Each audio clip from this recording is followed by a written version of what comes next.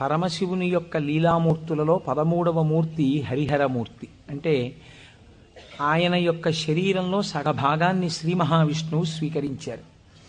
అలా పరమశివుణ్ణి ప్రసన్నుణ్ణి చేసుకుని ఆయన శరీరంలో సగభాగాన్ని శ్రీ మహావిష్ణువు స్వీకరించినటువంటి మూర్తిని హరిహరమూర్తి అంటారు. నువ్వు ఎటువంటి భక్తితో ఎటువంటి ఉపాసన చేసి శంకరుని యొక్క శరీరంలో అర్ధభాగాన్ని పొందావో ఆ ఉపాయాన్ని నాకు చెప్పవలసినది అని పార్వతీదేవి నారాయణుణ్ణి ప్రార్థన చేస్తే శ్రీమన్నారాయణుడు పార్వతీదేవికి ఉపదేశం చేసినటువంటి స్తోత్రమే శివాష్టోత్తర శతనామ స్తోత్రం. ఈ శివాష్టోత్తర శతనామ స్తోత్రాన్ని ఆధారం చేసుకుని పార్వతీదేవి శంకరుడి యొక్క శరీరంలో అర్ధభాగాన్ని పొందింది.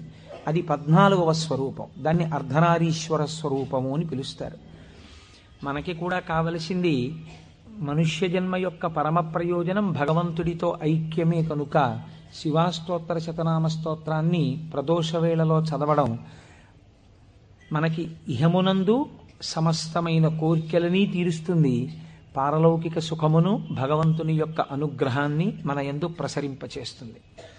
నిన్నటి రోజున శివనామం గురించి మీతో కొంత నేను ప్రస్తావన చేసి ఉన్నాను. శివో మహేశ్వర అని పిలుస్తారు. ఈ మహేశ్వర అనబడేటటువంటి నామం చిత్రమైనటువంటి నామం. మనకి మంత్రపుష్పం చెప్పినప్పుడు ఒక మాట చెప్తుంటాం, ఈశాన సర్వ విద్యానాం ఈశ్వర సర్వభూతానాం బ్రహ్మాధిపతిర్బ్రహ్మణోధిపతిర్బ్రహ్మ శివో మే అస్తు సదాశివోం అని.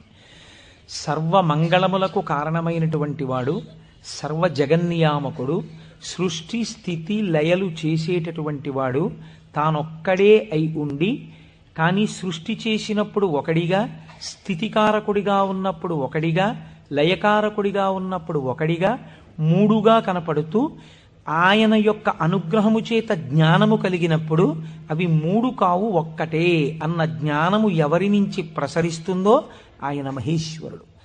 ఆయనే మూడుగా కనపడేటటువంటి ఒక్కటి. అందుకే పోతన గారు భాగవతంలో ఒక చోట ఒక మాట అంటారు, 3 మూర్తులకును 3 రూపములకు 3 కాలములకు మూలమగుచు భేదమగుచు తుది కభేదమయ్యొప్పారు బ్రహ్మమనగ నీవే పాలనయన అని పిలుస్తారు. 3 రూపములకు మనకి సృష్టి స్థితి లయ అని 3 మాటలు వాడుతుంటాం. సృష్టి అంటే పూర్వం లేనటువంటి దాన్ని మన కంటికి కనపడేటట్టుగా ఒక కొత్త వస్తువు తయారగుట, ఒక కొత్త ప్రాణి ఆవిర్భవించుట, దానికి సృష్టి కార్యము అంటారు. స్థితి అంటే వచ్చినటువంటి పదార్థము కొంతకాలం అలా క్షేమంగా ఉండుట. లయము అంటే ఎక్కడి నుంచి వచ్చిందో అక్కడికి వెళ్ళిపోవుట. అయితే చాలామందికి ఒక తప్పు అభిప్రాయం ఉంటుంది. రుద్రుడు లేదా శివుడు అనేటప్పటికీ ఆయన సంహారకర్త, అనగా చంపేస్తాడు బాబోయ్. శంకరుణ్ణి ప్రార్థన చేస్తే ఆయన లయకారకుడు కదండి, చంపేస్తాడంటారు. కాదు, అన్ని వేళలా లయము అన్న శబ్దానికి అర్థం కేవలం చంపేయడం కాదు. ఆయన చాలా ఉదారుడై ఉంటాడు. మీకు నేను కొన్ని ఉదాహరణలు చూపిస్తాను. మనకి లయమునందు స్వల్పకాలిక లయము అని ఒక మాట ఉంది. స్వల్పకాలిక లయం అంటే ఏమిటో తెలుసా అండి? నేను ఆఫీస్కి వెళ్ళాననుకోండి, నా ప్రయోజనం ఏమిటి? ఆఫీస్కి వెళ్ళడం దేని గురించి అంటే నా ఇంట్లో ఉన్న భార్యాబిడ్డలు క్షేమంగా సంతోషంగా ఆనందంగా ఉండేటట్టుగా వాళ్ళకి కావలసినటువంటి ద్రవ్యమును సంపాదించడానికి ఆఫీస్కి వెడతాను. ఆఫీస్ ఎంత బాగున్నా నేను ఆఫీస్లో ఉండిపోను. ఆఫీస్కి వెళ్ళడం ఎందుకంటే ఇంటికి వచ్చేయడానికి తప్ప. ఆఫీస్కి వెళ్ళి ఆఫీస్లో ఉండిపోవడానికి ఆఫీస్కి ఎవరు వెళ్ళరు, ఇంటికి వచ్చేస్తారు.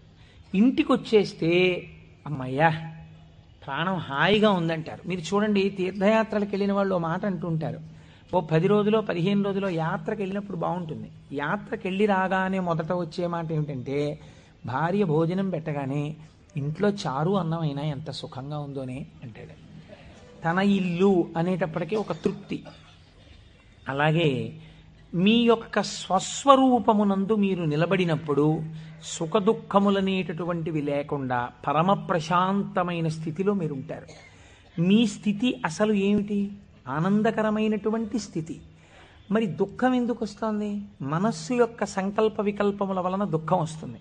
ఆ మనస్సు సుషుప్తిలో ఆత్మలోకి చేరిపోయింది అనుకోండి, ఏమీ తెలియని స్థితిలో, అది అజ్ఞానం అంటే మనం తెలుసుకోలేం. కానీ మీరు బాగా గాఢ నిద్ర పట్టినప్పుడు ఎలా ఉంది అన్నారనుకోండి, ఎవ్వడూ కూడా ఎంత దుఃఖంగా ఉందోనండి, అంత గాఢ నిద్ర పట్టింది, ఎంత ఏడుపు వచ్చిందో ఆ గాఢ నిద్రలో అన్నవాడు మీకు ప్రపంచంలో ఉండడు. ఎంత హాయిగా నిద్ర పట్టిందో అంటాడు. ఏమిటా హాయి? మనస్సు లేకపోవడమే హాయి. మనస్సు ఆత్మలోకి వెళ్ళిపోయింది. అలా వెళ్ళిపోయి ఆత్మగా ఉండిపోతే ఎంత సంతోషమో, ఎంత హాయో, ఎంత ఆనందమో. ఈ బాహ్యమును గురించినటువంటి ఎరుక అంతా ఆగిపోతుంది. ఆగిపోయినప్పుడు గొప్ప ఆనందాన్ని పొందుతాడు. ఇలా ఆనందాన్ని పొందినటువంటి స్వరూపము ఏది ఉన్నదో ఆ ఆనందమే శంకరుడు, ఆ ఆనందమే పరమశివుడు. ఆయన ఈ నిద్ర పోయినప్పుడు దీనిని స్వల్పకాలిక లయము అని పిలుస్తారు. నిద్ర పట్టలేదనుకోండి, అంతకన్నా భయంకరమైన స్థితి ప్రపంచంలో ఇంకోటి ఉండదు, అంతకన్నా దుఃఖం కూడా ఇంకోటి ఉండదు. ఒక్కరోజు రాత్రి 1 గంట వరకు నిద్ర పట్టలేదనుకోండి, పిచ్చెక్కినట్టుంటుంది, ఏం చెయ్యాలో అర్థం కాక. ఏదో అలవాటు ఉన్నవాడైతే పుస్తకం తీసుకాసేపు చదువుకుంటే వేరు మాట అనుకోండి. నిద్ర ఎవరు ఇస్తున్నారు? నిద్రని భగవంతుడు మీరు అర్థించకుండా, మీరు ఏ ప్రయత్నమూ చెయ్యకుండా తిరిగి తిరిగి తిరిగి తిరిగి విషయ సుఖాలలో మీరు మగ్నమై ఇంద్రియములన్నీ అలిసిపోయి మనస్సు అలిసిపోతే ఈ శరీరాన్ని తీసుకెళ్ళి ఓ మంచం మీదో, పరుపు మీదో, నేల మీదో, చాప మీదో, బొంత మీదో పడుకోబెట్టేస్తే ఆయన చక్కగా ఇంద్రియాల్లో ఉన్న శక్తిని అంతటినీ తీసి మనస్సులో పెట్టేస్తాడు. కళ్ళల్లో ఉన్న శక్తి వెనక్కి తీసి మనస్సులో పెడతాడు. కళ్ళు తెరిచి ఉంటాయి కానీ చూడడు. ఒక్కొక్కడు కళ్ళు తెరిచి నిద్రపోతాడు, లేకపోతే సగం తెరిచి నిద్రపోతాడు, కానీ ఏం చూడలేడు. ఎందుకంటే శక్తి వెనక్కి వెళ్ళిపోయింది. చెవు దగ్గరికి వెళ్ళి మాట్లాడినా వినపడదు. ఎందుచేత? ఆ చెవికి వినపడే శక్తి మనస్సులోకి వెళ్ళిపోయింది. ఇంద్రియాలలో ఉన్న శక్తి మనస్సులోకి, మనస్సు ఆత్మలోకి వెళ్ళిపోతుంది. ఈ గాఢమైనటువంటి సుషుప్తి అనబడేటటువంటి నిద్రలో ఈశ్వరుడు మనకు ఒక గొప్ప ప్రయోజనాన్ని చేకూరుస్తాడు. దీన్నే స్వల్పకాలిక లయము అంటారు. మనం ఛార్జింగ్ లైట్ని కరెంటుతో ఛార్జ్ చేసినట్టు ఈ మనస్సు ఇంద్రియముల యొక్క శక్తి తీసుకుని ఆత్మలోకి వెళ్ళి కూర్చుంటుంది. కూర్చున్నప్పుడు ఈ ఆత్మ మళ్ళీ మనస్సుకి ఇంద్రియములకు కావలసినటువంటి బలాన్ని ఇస్తుంది. తెల్లవారి నిద్ర లేవగానే మనస్సు మేల్కొంటుంది. మేల్కొనడం అంటే ఆత్మ నుంచి విడివడుతుంది. అసలు యథార్థమునకు సృష్టి, స్థితి, లయ అన్నవి ఎక్కడ దర్శనం చేయాలో తెలుసా అండి? మీరు ఇక్కడే దర్శనం చెయ్యాలి. అది మహేశ్వర స్వరూప దర్శనం అవుతుంది. మీకు ఎలా దర్శనం చెయ్యాలి? మీకు నిద్ర లేవగానే మొట్టమొదటి ఆలోచన అయితే వచ్చిందో దానికి మీరు సాక్షిగా ఉన్నారనుకోండి. తెలివి రాగానే నాకు మొదట ఏం ఆలోచన వచ్చింది అంటే ఆలోచన మనస్సు యొక్క స్వరూపం. అది ఏం ఆలోచించిందని మీరు ఆలోచనని పసిగట్టి వేరుగా ఉండడం మీరు ఆత్మగా ఉండడం. ఆత్మగా ఉండి మీరు మొదటి ఆలోచనని చూశారనుకోండి, దాని ఆలోచనల్ని చూడడం మీకు అలవాటు అవుతుంది. ఇది సృష్టి, చతుర్ముఖ బ్రహ్మ దర్శనం. కాబట్టి బ్రహ్మగారికి పూజ లేదు. ఎందుకనంటే ఆ సంకల్ప దర్శనము చేత మాత్రమే మీరు బ్రహ్మదర్శనం చేసేస్తారు. సృష్టి ప్రారంభమైంది అంటే మీ మనస్సు బయటికి వచ్చింది. ఇప్పుడు మీకేం కావాలి? స్థితి కావాలి. స్థితి అంటే నిర్వహణ శక్తి కావాలి. కొన్ని సంకల్పములను మనస్సు చేస్తుంది, వీటిని విడగొట్టగలిగిన ప్రజ్ఞ కావాలి. అది వ్యగ్రతతో ఇవాళ ఈ పని చెయ్యి అంటుంది, నేను చేయను. నీకేం, నీ సొమ్మేం పోయింది నువ్వు చెప్తావు, కానీ మూట కట్టుకొని అనుభవించవలసిన వాడిని నేను చేయను అని మనస్సుకు ఎదురు తిరిగి చెప్పి, ఈ మాట చెప్పావు చాలా బాగుంది, ఇది చేస్తాను అని మనసు చెప్పినవి కొన్ని అంగీకరించగలగాలి. ఇలా చెయ్యడానికి మీకు సమర్థత కావాలి. ఇది నిర్వహణ సమర్థత. అడ్మినిస్ట్రేటివ్ ఎబిలిటీస్ అంటారు చూసారా? ఒక కుర్చీలో కూర్చుంటే ఆయన ఆఫీసర్ గారు, ఆ కుర్చీకి ఒక శక్తి ఉంటుంది. ఆ శక్తిని పొంది ఉన్నవాడు స్థితికారకుడు. స్త్రీగా చెప్తే నారాయణి అమ్మవారు, పురుషుడిగా చెప్తే శ్రీ మహావిష్ణువు. ఆయన స్థితికారుడు. కాబట్టి మీరు ప్రాతకాలమునందు తప్పకుండా విష్ణునామం చెప్పాలి. మీరు పూజామందిరంలోకి వెళ్ళి కూర్చోగానే విష్ణునామంతో ప్రార్థన ప్రారంభం కావాలి. అందుకే ఓం కేశవాయ స్వాహ, ఓం నారాయణాయ స్వాహ, ఓం మాధవాయ స్వాహ, గోవింద విష్ణు మధుసూదన త్రివిక్రమ వామన శ్రీధర హృషికేశ పద్మనాభ దామోదర సంకర్షణ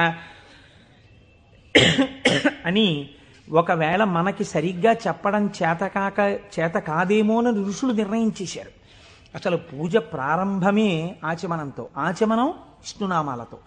ఆ విష్ణువు యొక్క శక్తి మీ యందు ప్రసరిస్తే మీకు సాయంకాలం వరకు ఆ ప్రజ్ఞ అలా వెడుతుంది. ఎందుకంటే జాగృతిలో ఉన్నప్పుడే మీరు ఇంద్రియాల్ని మనస్సుని ఈశ్వర స్వాధీనం చెయ్యాలి. దీనికి కావలసిన ప్రజ్ఞ, మీ ఆలోచనల్ని చక్కదిద్దుకోగలిగిన ప్రజ్ఞ మీ యందు ప్రసరిస్తుంది. కాబట్టి విష్ణు పూజతో రోజు ప్రారంభం కావాలి, విష్ణునామంతో ప్రారంభం కావాలి. తరువాత మీరు అభిషేకం చేసుకోవచ్చు, శివార్చన చేయవచ్చు. నేను అలా చెయ్యవద్దని నేను చెప్పట్లేదు. విష్ణునామంతో ప్రారంభించాలి. మనకి భగవంతుడు ఒక్కడే, కానీ మనకి ప్రయోజనం చేకూర్చడానికి అన్ని రూపాల్ని పొందాడు. రాత్రి నిద్రపోయే ముందు శాస్త్రం అంది 11 మార్లు. ఇంకా నువ్వు నామని చెప్పేసిన తర్వాత ఇక మాట్లాడకూడదు. 11 మాటలు శివ శివ శివ శివ శివ శివ శివ అని 11 మాటలు అనుకుని విశ్రాంతి స్థానమునకు శరీరమును చేర్చేయాలి. ఇక పడుకున్న తర్వాత ఇక మాట్లాడడం. ఇప్పుడు ఈ శివానుగ్రహం స్వల్పకాలిక లయం. సృష్టిని దర్శనం చేశాడు, స్థితికారకుణ్ణి ప్రార్థన చేశాడు. ఈ రోజు చేసినటువంటి పనులన్నీ మంచి పనులైతే నిద్రలో నీకు సాత్వికమైనటువంటి ఆలోచనలు వస్తాయి.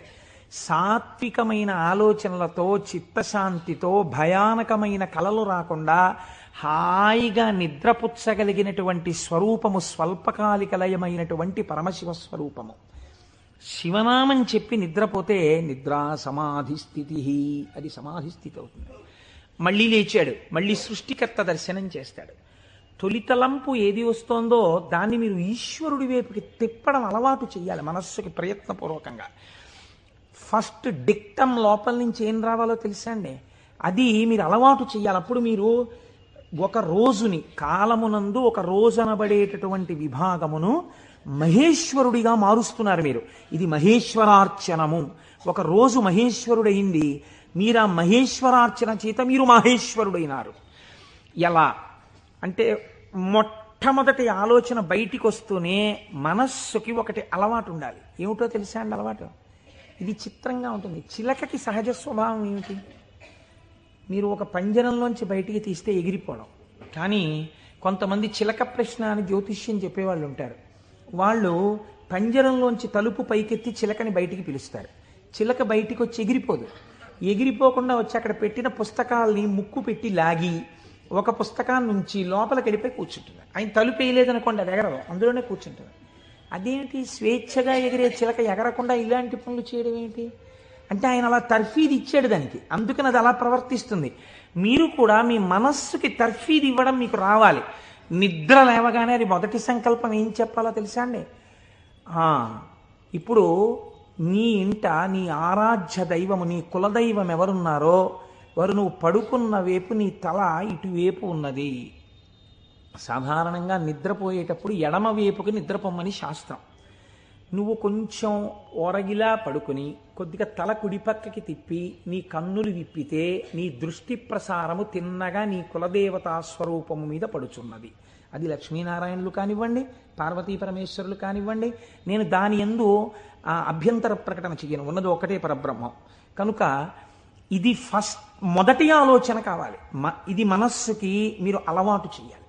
అంతేకాని టైం అయిపోతోందని గడియారం వంక చూస్తూ కంగారుగా లేవడం అలవాటు కాకూడదు.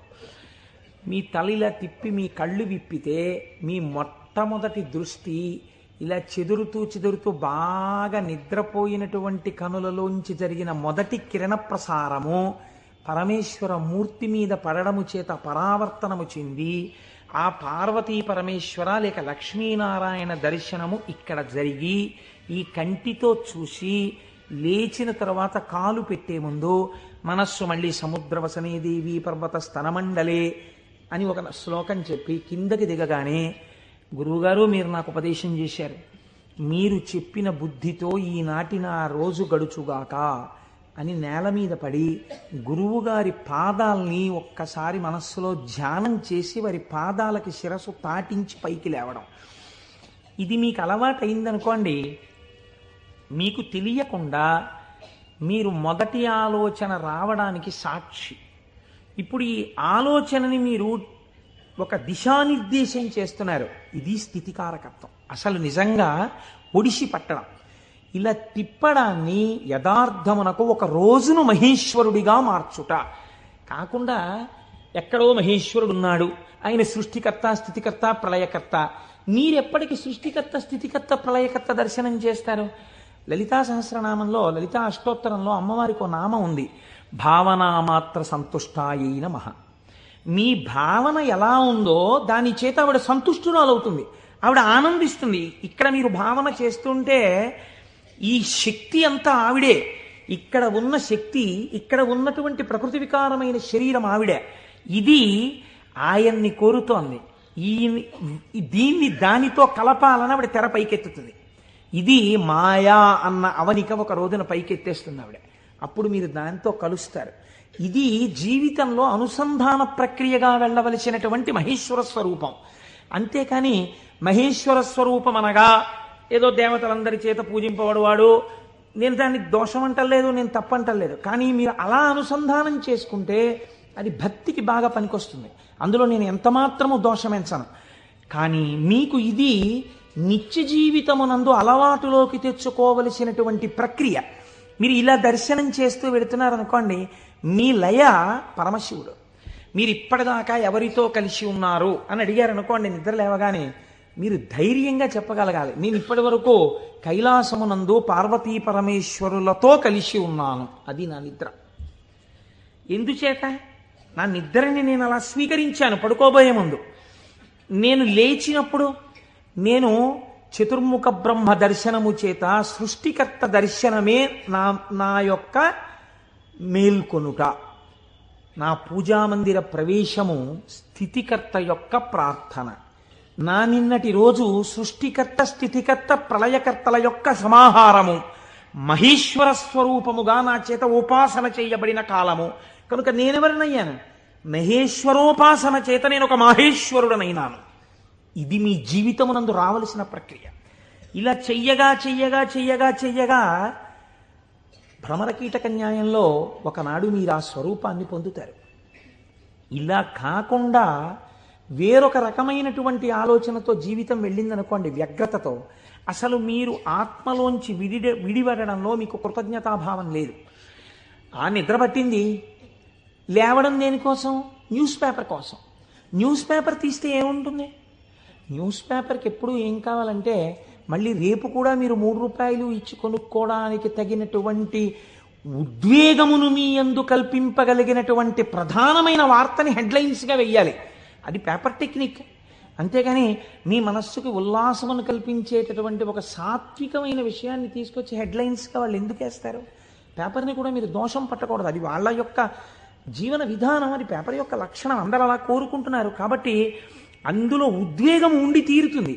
ఉద్వేగము ఉండి తీరుతున్న విషయాన్ని నువ్వు ముందెళ్ళి పట్టేసుకుని పూజామందిరంలోకి వెళ్ళారనుకోండి, ఇప్పుడు మీ మనస్సు ఏమవుతుందంటే ఈ ఉద్వేగపూరితమైన విషయాన్ని మనస్సు పట్టుకుంది కాబట్టి దాన్ని పట్టుకు తిరుగుతుంటుంది. ఇక్కడ ఓం కేశవాయ స్వాహ, ఓం నారాయణాయ స్వాహ, ఓం మాధవాయ స్వాహ అంటుంటాడు. కానీ చూసా అక్కడ ఎలా అయిందో, ఎలా దెబ్బలాడుతున్నారు, ఏమిటో ఈ లోకం. ఇంకెందుకు ఆ పూజ అంటే? పట్టుకోకూడని వస్తువును ముందు పట్టుకుని నువ్వు ప్రారంభం చేశావు. మనస్సు చించలమైంది. దానికి సాత్విక భావనతో ప్రారంభం చెయ్యాలి.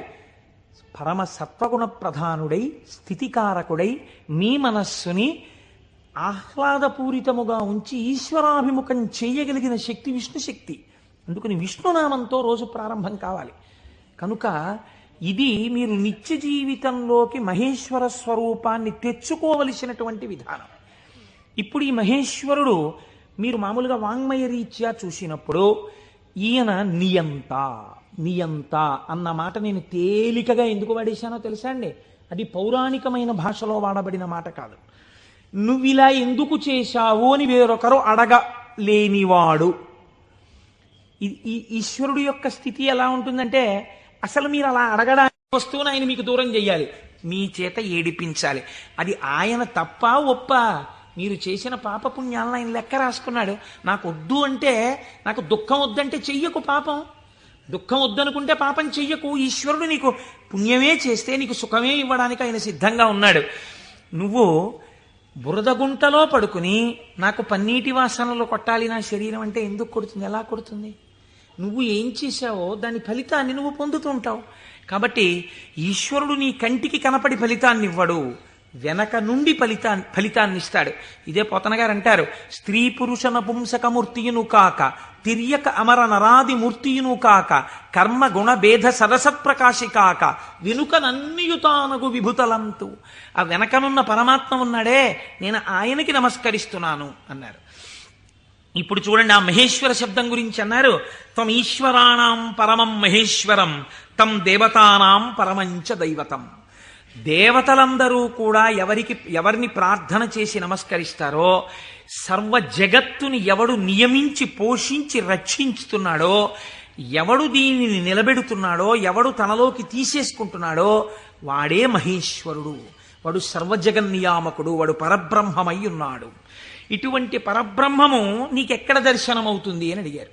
చూడవచ్చా? నాకు ఎప్పుడైనా ఇలాంటి వాడిని ఒకసారి చూడాలనిపించింది అంటే శాస్త్రం అంది, మహేశ్వర దర్శనము చెయ్యడానికి మహేశ్వర దర్శనము చెయ్యాలన్న తాపత్రయము నీకు కలగాలి అంది. ఇదొక చిత్రమైన మాట అండి. మీరు కొంచెం జాగ్రత్తగా ఆలోచించండి. ఒక మహాపురుషుడు ఒక ఆయన ఉన్నాడు ఈ లోకంలో. కృష్ణావధానుల గారని ఒక ఆయన ఉన్నారు. ఆయన ఒక మహాపురుషుడు.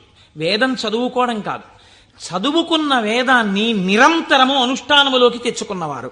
అంతటి మహాపురుషుడు ఆయన. అలాగా అండి, అంటే ఏం చేస్తుంటారండి అంటే, 4 ఆవుల మధ్యలో తుఫాన్ వచ్చి పాక కొట్టుకుపోతే 10,000 రూపాయలు పట్టుకొచ్చి ఎవరో ఇస్తే శివాలయం కట్టడానికి విరాళం ఇచ్చేసి, శివుడికి ముందు గుడి కట్టండి తర్వాత నేను ఉంటాను లేండని ఆవుల మధ్యలో కాపరం చేసి బతికినవాడు. అంతటి మహానుభావుడు. తను నమ్ముకున్న వేదాన్ని నిరంతరము ఆచరణలో పెడతారు. వారు నా గృహప్రవేశానికి వచ్చారు. వస్తే ఆ రోజు నేను కొంచెం ఈ సంభారాలన్నీ పూర్తి చేసుకుని వేద పఠనం ఏర్పాటు చేసి నేను ఇంట్లోకి వెళ్ళేటప్పటికీ కించిత్ అసుర సంధ్య వేళయింది. నేను వెళ్ళేటప్పటికి వారు వెళ్ళిపోతున్నారు. అరేరే ఇదేంటి వెళ్ళిపోతున్నారు కృష్ణావధానులు గారు, అలా వెళ్ళిపోరే, ఈ కోటేశ్వరరావు మనం వచ్చేటప్పటికి లేడు, స్వాగతం చెప్పలేడని కోపగించుకుని వెళ్ళిపోయే మనిషి కారేవారు, ఎందుకు వెళ్ళిపోతున్నారు? ఓహో అసుర సంధ్య వేళ, సంధ్యావందనానికి ఎడుతూ ఉండాలి అనుకున్నాను. ఎవరినో పిలిచి కృష్ణావధానులు గారు ఎక్కడికి ఎడుతున్నారండి? వెంకటేశ్వర స్వామి గుళ్ళో కూర్చుని సంధ్యావందనం చేసుకోవడానికి ఎడుతున్నారు. ఆయన సంధ్యావందనం చేయలేదనుకోండి, మీరు నేను అడుగుతామా, అయ్యా మీరు సంధ్యావందనం ఎందుకు చేయలేదండి అని? ఎక్కడ నుంచో కష్టపడి కాకినాడ వచ్చి ఆ వేళకి మాత్రం సభలోంచి లేచి వెళ్ళిపోయి వెంకటేశ్వర స్వామి గుళ్ళో కూర్చొని సంధ్యావందనం చేసుకుని మళ్ళీ తిరిగి వచ్చి సభలో కూర్చున్నారు ఆయన. ఇది తాను చదివినటువంటి వేదాన్ని, తాను తెలుసుకున్న విషయాన్ని ఆచరణలో పెట్టడం. దీనిని శ్రద్ధ అంటుంది శాస్త్రం. నీకు చెప్పడం కాదు, నీకు అనుష్ఠాన పర్యంతమునందున్నదా, దీనికి ఎవడో చూస్తాడని కాదు, ఈశ్వరుడు సర్వసాక్షి చూస్తున్నాడన్న బెరుకు నీకుంటే ఒకడు చూసి మెచ్చుకోవాలని నువ్వు చెయ్యవు. నీ చెయ్యడం నీ విధి అని నువ్వు చేస్తావు. ఇప్పుడు నువ్వు అటువంటి మహాపురుషుడు ఒకడు ఉన్నాడు, నువ్వు తెలుసుకున్నావు. ఇప్పుడు మీ మనస్సు ఏమవుతుంది?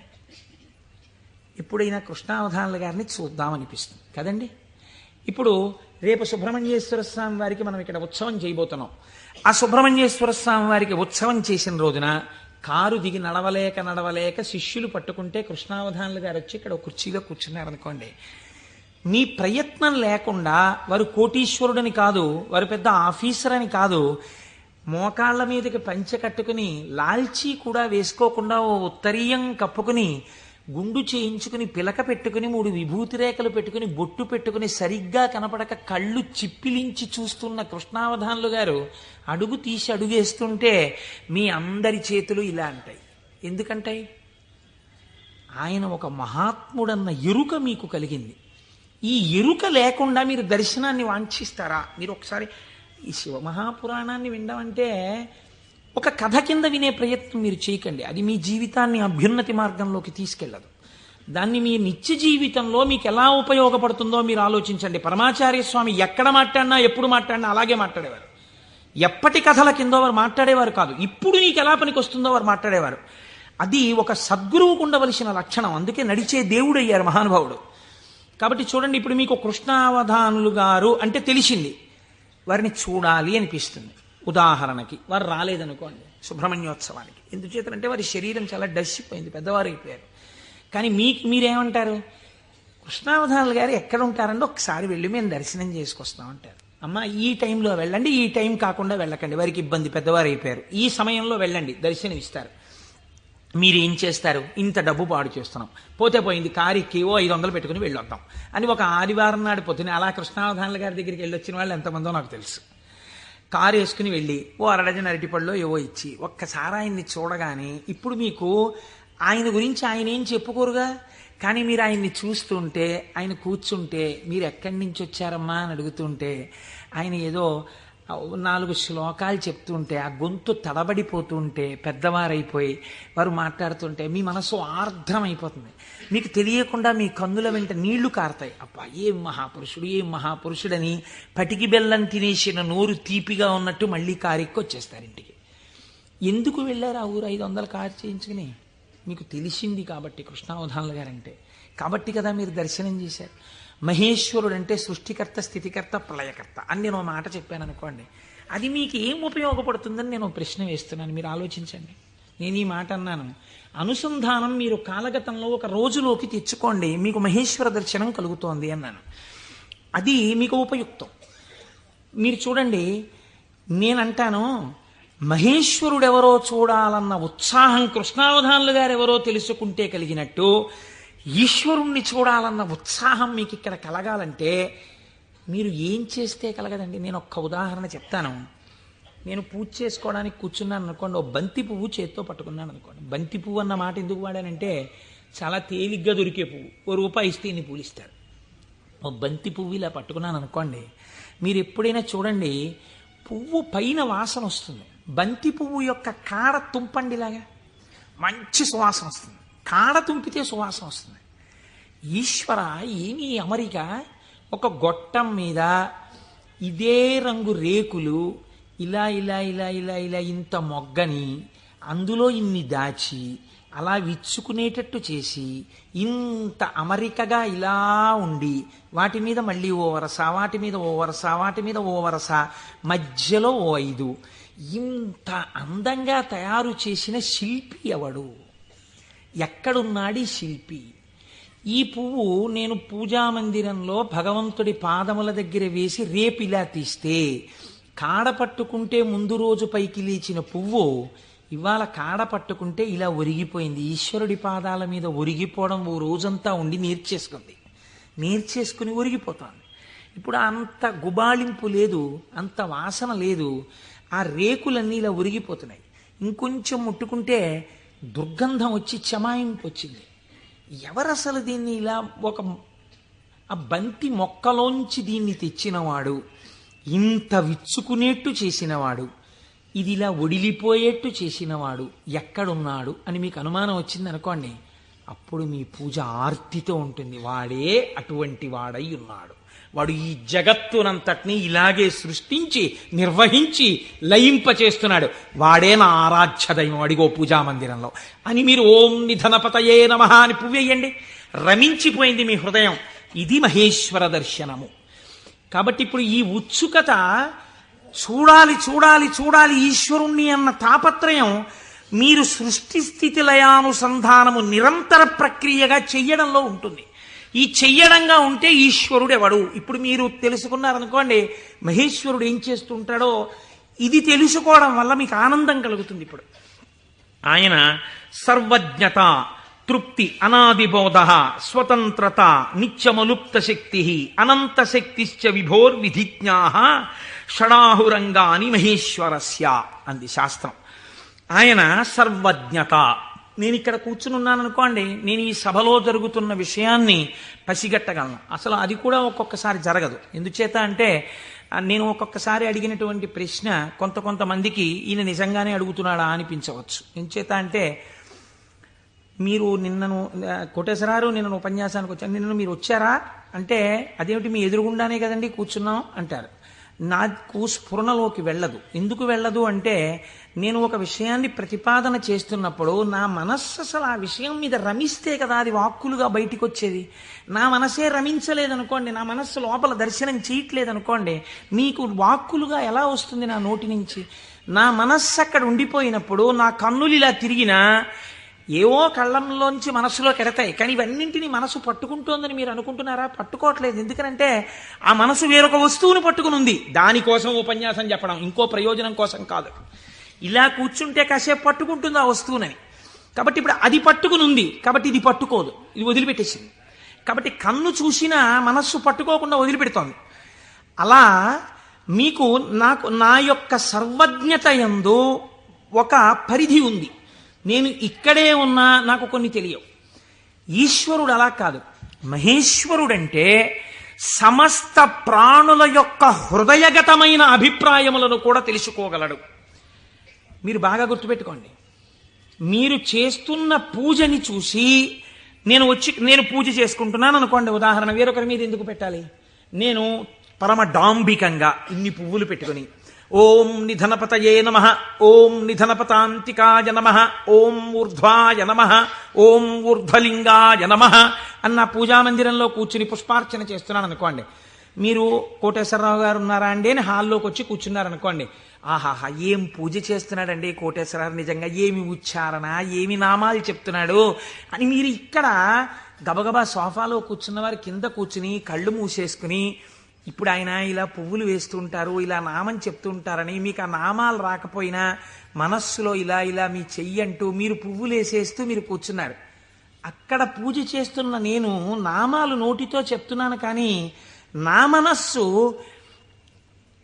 రేపు ఉదయం నేను పెళ్లికి వెళ్ళాలి, ఈ పెళ్లికి వెళ్ళినప్పుడు మనం 10ంటికి ఆఫీస్కి వెళ్ళిపోగలమా, లేకపోతే 1 గంట పర్మిషన్ పెట్టి 11 గంటలకు వెళ్ళిపోగలమా, ఒకవేళ వాళ్ళు భోజనానికి ఉండిపోమ్మంటే దీన్ని వంట చేయమని చెప్పడమా, అక్కర్లేదులే భోజనానికి ఎడదామందామా, భోజనానికి ఎడదామంటే ఇది మీరు వచ్చి నన్ను తీసుకెడతారా ఆఫీస్కి అయితే అంటుందేమో. ఇప్పుడు ఎక్కడున్నాను నేను వాళ్ళ ఇంట్లో పెట్టే భోజనం దగ్గర ఉన్నాను. పైకి ఏం చేస్తున్నాను? ఓం నిధనపతయే నమః, ఓం నిధనపతాంతికాయ నమః. నా పూజ వింటున్నవాడు, హాల్లో కూర్చున్నవాడు ఏం చేస్తున్నాడు? ఆయన కోటేశ్వరారు ఎంత బాగా పూజ చేసుకుంటున్నారో అని తను వచ్చిన పని మర్చిపోయి అని తను రమించిపోయి ఇక్కడ ఈశ్వరుణ్ణి చూస్తూ ఆయన పాదాల మీద బొడ్డు మల్లెలు వేసేస్తున్నాడు. ఇప్పుడు పూజ చేసిన ఫలితం ఈశ్వరుడు ఎవరికి వేస్తాడో తెలుసా అండి? హాల్లో కూర్చుని ఆయనకి వేస్తాడు. కోటేశ్వరరావుకి ఏం వేస్తాడో తెలుసా అండి? ఆయన పూజ చేసుకునేటట్టుగా గట్టిగా నామాలు చెప్పిన ఫలితం వేస్తాడు. చూసారా? ఇది సర్వజ్ఞత. ఇది మీకు దొరకదు. మీరేమంటారు? నేను బయటకు వస్తే కోటేశ్వరరావు పూజ చేసుకున్నారంటారు. హృదయగతమైన అభిప్రాయమును పట్టగలిగిన వాడు. అందుకే శివానందలహరిలో శంకరాచార్యుల వారు మాట అన్నారు, వటుర్వా గేహీవా ఇతిరపి జటీవా తదితరో నరోవా యక్కశ్చిద్భవతు భవకింతేన భవతి యదీయం హృత్పద్మం యది భవతధీనం పశుపతేః తదీయస్త్వం శంభో భవసి భవభారంచ వహసి. నువ్వు వటువా మాకు చెప్పకు. నేను ఉపనయనం చేసుకున్న వటువునండి, ఏం కావాలి మాకైతే? నువ్వు సంధ్యావందనం చేస్తావా, గాయత్రి చేస్తావా చెప్పు. గేహీవా, నేను గృహస్థాశ్రమంలో ఉన్నాను, అయితే ఎవరికి గొప్ప? గేహీవా ఇతిరపి జటీవా తదితరో, అబ్బో మిగిలిన ఆశ్రమాలు ఏవైతే కానివ్వండి, మాకేమిటి గొప్ప? ఇవి కాదు. నీ మనస్సుని ఈశ్వరుడి పాదముల మీద పెట్టడం నీకొచ్చా? నీకొస్తే చెప్పు. ఈశ్వరుడు నీ వెంట పరిగెడుతున్నాడు, నీ మనస్సు అక్కడ పెట్టడానికి నువ్వు చేస్తున్నటువంటి పరిశ్రమకు పూజ అని పేరు. నీకు అది అలవాటు అవ్వడానికి పూజ చేస్తున్నావు. నువ్వు అది అలవాటు అయిపోతే ఎక్కడున్నా పూజ చేయగలవు, అంటే దాని అర్థం పూజ మానేయమని కాదు. కాబట్టి హృదయగతాభిప్రాయమును పట్టగలిగినటువంటి వాడు. ఇది సర్వజ్ఞత, స్వతంత్రత. ఇవి రెండు ముడిపడి ఉంటాయి ఈశ్వరుడితోటి. అన్నీ చూస్తూ ఉంటాడు. ఏకకాలమునందు సమస్త చరాచర జగత్తులో ఉన్నటువంటి ప్రాణుల యొక్క హృదయాంతర్గత భావములను తాను చూస్తాడు. చూసి ఆ భావముల యొక్క పరిపుష్టి చేత మోక్షాన్ని కూడా అనుగ్రహించేస్తాడు. మీకు పైకి దొరకదు, మీకు ఒక్క నాటికి పైకి చూస్తే దొరకదు. నేను మీకు దీనికి ఒక ఉదాహరణ చెప్తాను. మనం ఇవి వినటం చేతనే పరమశివుడు ప్రసన్నుడవుతాడు. పెరియ పురాణం అని మనకి నాయనార్ల చరిత్ర చెప్తుంది. అందులో శాక్య నాయనార్ అని ఒక నాయనార్. ఆయనకి గొప్ప శివభక్తి తత్పరుడు. కానీ ఆయన ఉన్నటువంటి రోజులు ఎటువంటివంటే శివుడి గురించి మాట్లాడడం కానీ, శివాన్న నామం చెప్పడం కానీ, శివార్చన చెయ్యడం కానీ కుదరనటువంటి భయంకరమైన పరిస్థితులలో ఆనాటి రోజులున్నాయి. లోపల పరమభక్తి, శివారాధన చెయ్యాలని. కాంచీపురంలో ఉండేవాడు మహానుభావుడు. శివలింగాన్ని ఒక దాన్ని తీసుకొచ్చి రోడ్డు మీద పెట్టారు ఆ రోజుల్లో.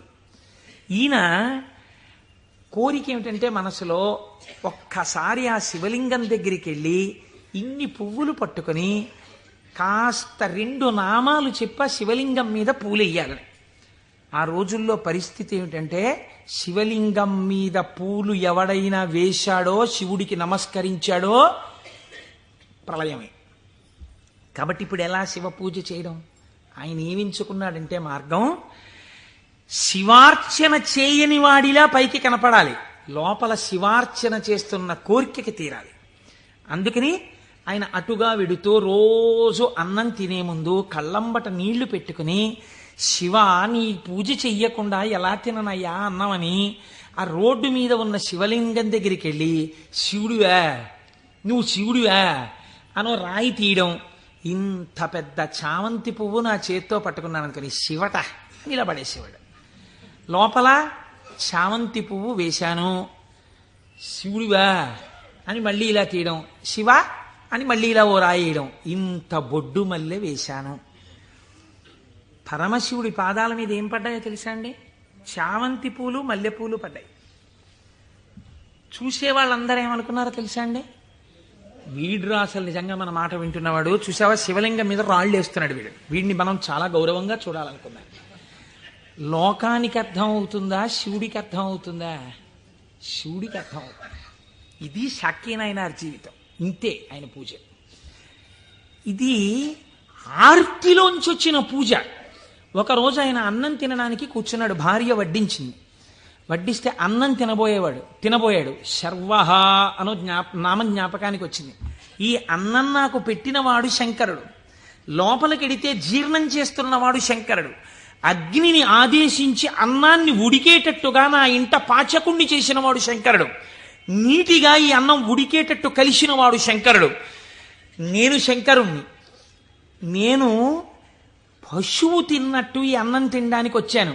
ఇవాళ శివలింగం మీద 4 పువ్వులు వేయడం మర్చిపోయానని అన్నపు పళ్ళెం దగ్గర లేచి భార్యకి చెప్పకుండా పరుగున శివలింగం దగ్గరికి వెళ్ళాడు. పూజ చేయకూడదు, పరిస్థితులు ఎలా ఉన్నాయి?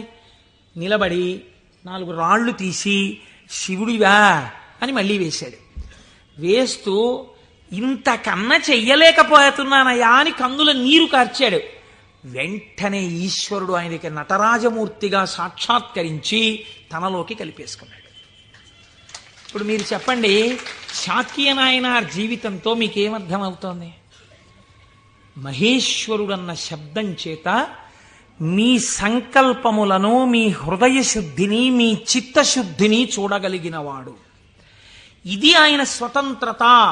ఇప్పుడు మీరు బాహ్యంలో ఆయన లోపల చేసింది మీకు తెలియదు. అంటే శంకరుడి మీద రాళ్లు వేసినటువంటి వాడికి మోక్షం ఇచ్చినవాడు శంకరుడు అని మీరు సిద్ధాంతం చేశారనుకోండి, మీరు నేను అలా వేస్తే ప్రమాదాలు వస్తాయి. కాబట్టి లోపల ఏ భావనతో ఒక్క రాయి వేసినా దాన్ని భావనకి అనుగుణంగా తీసుకుని ఉద్ధరించి, చాలు పొంగిపోయాను రా నీ భక్తికని అన్నం విడిచిపెట్టి 4 రాళ్లతో పూజ చేసిన వాడికి మోక్షం ఇచ్చినవాడు. ఇలా చేస్తే మోక్షం ఇవ్వాలని ఏమైనా రూల్ ఉందా? అలా నియమాలు ఏముండవు. ఈశ్వరుడి స్వతంత్రత, ఆయన ఇయ్యగలడు. ఇది మహేశ్వర శబ్దము చేత ప్రతిపాదింపబడుతుంది. ఇది ఆయన శక్తికి లోపం ఉండదు. ఆయన ఇది చేశాడు కాబట్టి ఇంక ఇది చెయ్యలేడని మీరు చెప్పలేరు. ఆయన శక్తి క్షీణించిపోయిందండి, ఆయన అలిసిపోయాడండి, అలా ఏం ఉండదు. నిరంతర ఉత్సాహముతో ఉంటాడు. ఎప్పుడూ ఆయన శక్తి క్షీణించడం అన్నది ఉండదు. అటువంటి వాడెవడో సర్వజ్ఞత, తృప్తి అన్న మాట ఎప్పుడు వస్తుందండి?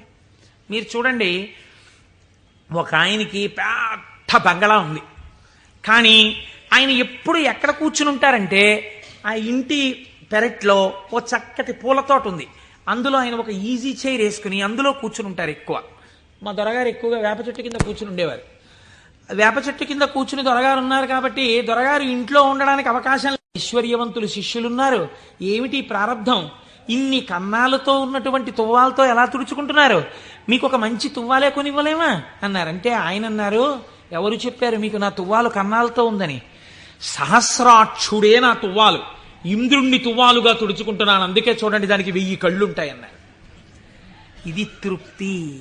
తనకిది లేదన్న భావన ఉండదు. అంతా నాదే, నాది కాంతి ఏమిటన్న భావనతో బతుకుతారు పెద్దలు. కాబట్టి అటువంటి తృప్తి మహేశ్వరుడి సొత్తు. కాబట్టి ఇటువంటి స్వతంత్రత, ఇటువంటి శక్తి కలిగిన వాడు ఏదైనా చేయగలడు.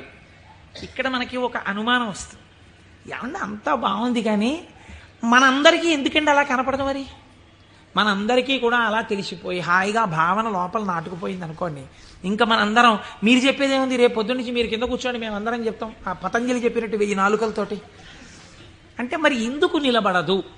ఇది మీరు చాలా జాగ్రత్తగా కనిపెట్టవలసినటువంటి రహస్యం శాస్త్రంలో.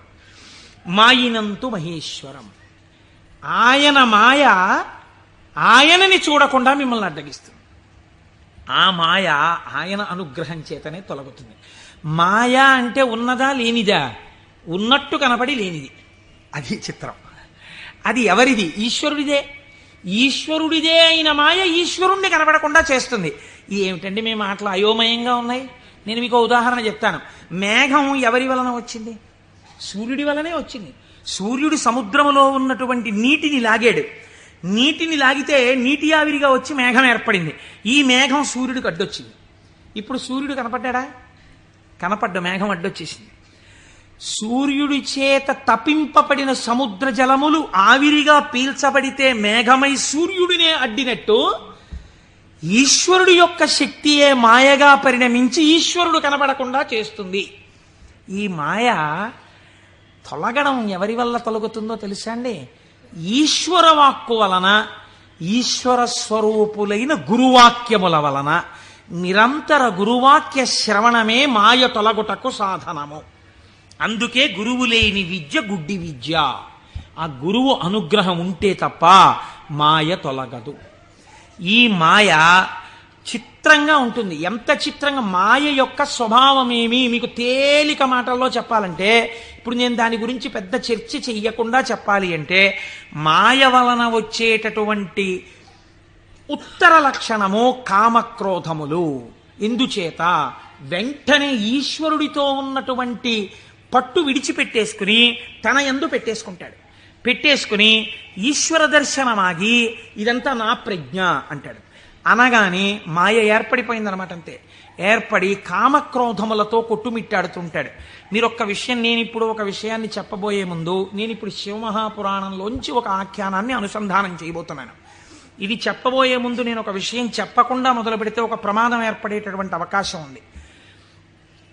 ఒక 95 సంవత్సరాల వృద్ధుడు అలా వెళ్ళిపోతూ ఉపన్యాసం అయిపోయిన తర్వాత ఒక ఆటో కింద పడబోయారనుకోండి.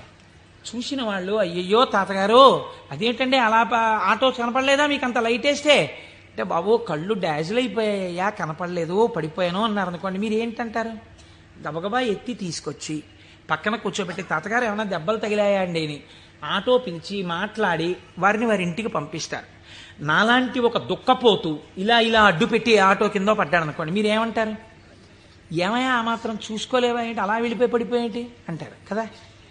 ఒక అజ్ఞాని పడిపోయాడు అనుకోండి, అది పెద్ద విశేషంగా మీరు చెప్పక్కర్లా. ఎంతటి మహాత్ములు కూడా మాయకి ఎలా పడిపోతూ ఉంటారో మీరు తెలుసుకున్నారనుకోండి, దానికి ఎంత శ్రద్ధ అవసరమో మీకు అర్థమవుతుంది. కాబట్టి అలాంటివి చెప్పేటప్పుడు ఏ కోటేశ్వరరావు లాంటి వాడో కామమునకు వశుడైనాడు, క్రోధమునకు వశుడైనాడు అని చెప్తే అది పెద్ద విశేషం ఏంటంటే వాడు అలాంటి వాడే అంటారు. కాదు, ఒక మహాపురుషుడు అలా వశుడైనాడు అనుకోండి. అందుకే వాళ్ళు మహాత్ములు ఎవరు తమ జీవితంలో సంఘటనలు దాచరు, రాసేస్తారు. మహాత్మా గాంధీ గారు జీవితంలో ఆటోబయోగ్రఫీ రాసుకున్నప్పుడు చెప్పుకున్నారు, చంద్రశేఖర పరమాచార్య స్వామి 73వ ఏట ఇప్పటికీ నన్ను ఆశ అప్పుడప్పుడు పట్టుకునే ప్రయత్నం చేస్తూ ఉంటుందని చెప్పుకున్నారు. మహాత్ములు దాచరు. కనుక చూడండి, శివమహాపురాణం మీకు ఈ జ్ఞానాన్ని ఉపదేశించడానికి ఒక అద్భుతమైన ఘట్టాన్ని తీసుకొచ్చి బోధ చేసేటటువంటి ప్రయత్నాన్ని ప్రారంభం చేస్తోంది. ఒకానొక సమయంలో నారద మహర్షి హిమవత్ పర్వతము యొక్క క్రింది భాగమునందు గంగానది ప్రవహించేటటువంటి ప్రాంతంలో పరమశివుడు ఎక్కడ కూర్చుని తపస్సు చేశాడో అటువంటి గుహలో కూర్చుని పరబ్రహ్మమును గూర్చి తపస్సు చేశాడు. తపస్సు చేస్తున్నప్పుడు ఇంద్రుడు మన్మధుణ్ణి పిలిచి ఒక మాట చెప్పాడు. తపస్సు చేస్తున్నాడా? తపస్సు అంటే భగవంతుని యందు మనస్సు లగ్నమై ఉండాలి. అది చంచలమవుతుందా లేదా పరీక్ష చేస్తుంటారు. కనుక నువ్వు వెళ్ళి వికారములను ఇంద్రియములకు చూపించి వశుడవుతాడేమో చూడమన్నారు. అంటూ ఇంద్రుడు అన్నాడు, హిమశైల గుహాయాం హి మునిస్తపతి నారద మనసోద్దిశ్య విశ్వేశం మహాసంయమమాన్ దృఢ. అడిగోనయా, మహాసంయమవాన్, సంయమి అయినటువంటి నారద మహర్షి తపస్సు చేస్తున్నాడు. మన్మథా, నువ్వు అక్కడికెళ్ళి ప్రలోభ పెట్టి ఆయన తపస్సు భగ్నమయ్యేటట్టుగా చూడు. అగ్నియందు తప్తమైతే కదండి బంగారానికి కాంతి. పరిస్థితులను తట్టుకుని నిలబడినప్పుడు కదండి వాడు బ్రహ్మశ్రవణం. కాబట్టి ఆ తపస్సుకి విఘ్నం పెట్టడం, ఆ తపస్సు సిద్ధించడానికి బాగా పుటం పెట్టడమే నా దృష్టిలో. ఇప్పుడు మన్మధుడు వెళ్ళాడు, ఏదో ప్రయత్నం చేశాడు, ఆయన ఏం లొంగలేదు. నారద మహర్షి యొక్క తపస్సు సఫలీకృతమైంది. ఆ తపస్సు పూర్తి చేసి ఆయన బయటికి వచ్చారు.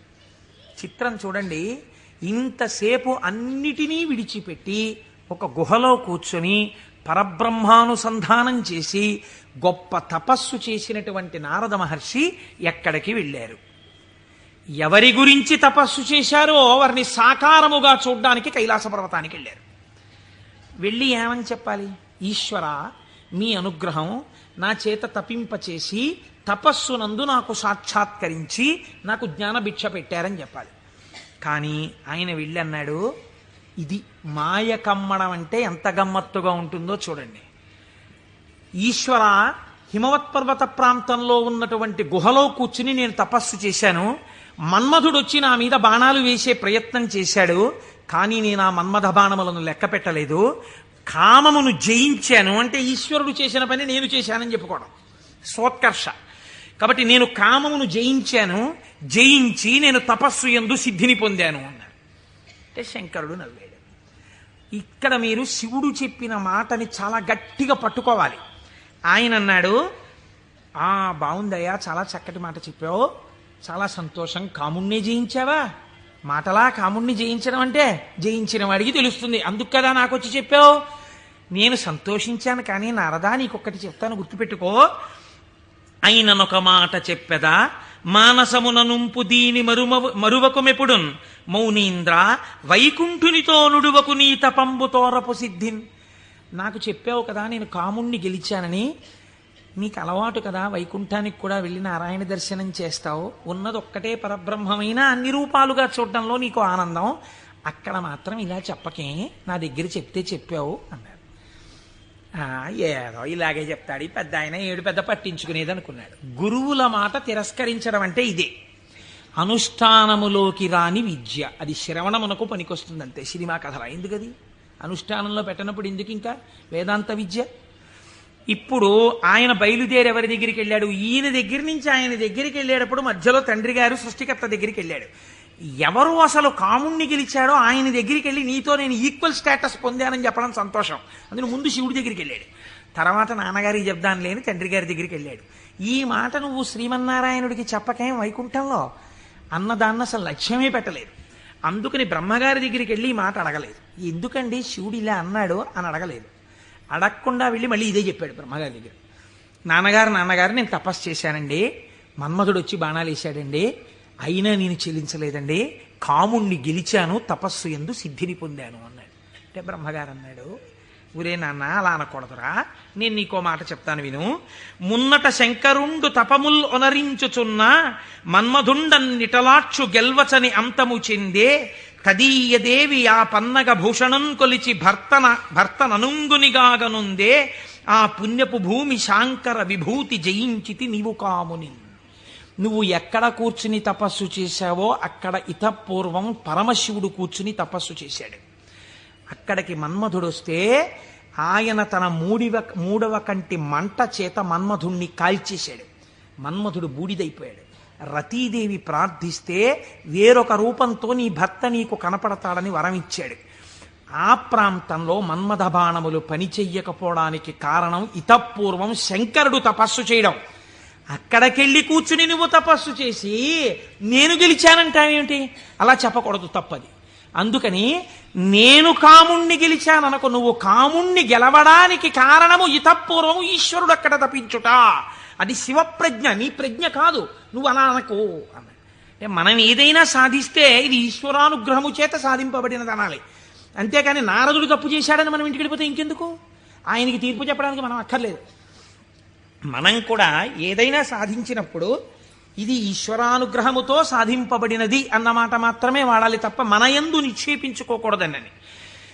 బ్రహ్మగారు ఈ మాట చెప్తే ఏమిటో నాన్నగారు కూడా ఇలాంటి మాటలన్నీ చెప్తారు. శంకరుడు తపస్సు చేస్తే మాత్రం నా మీద బాణాలు ఇస్తే నేను తట్టుకున్నానా లేదా?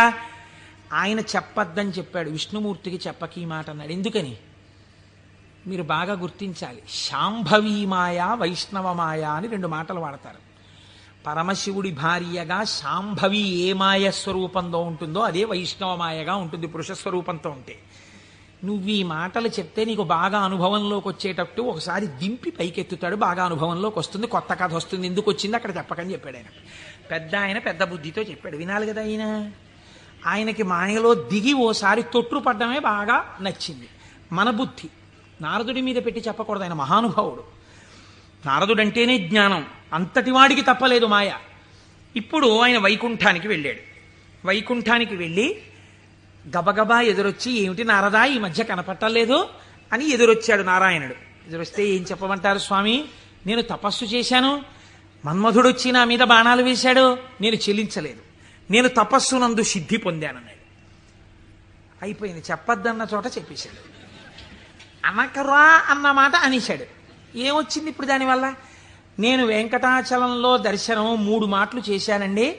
ఈ లైన్లోంచి వెళ్తున్నప్పుడు బయటకు వచ్చేసే లైన్లోంచి లోపలికి పంపించే లైన్లోకి దూరిపోయి 2 మాటలు దర్శనం చేసుకున్నాను అన్నారనుకోండి.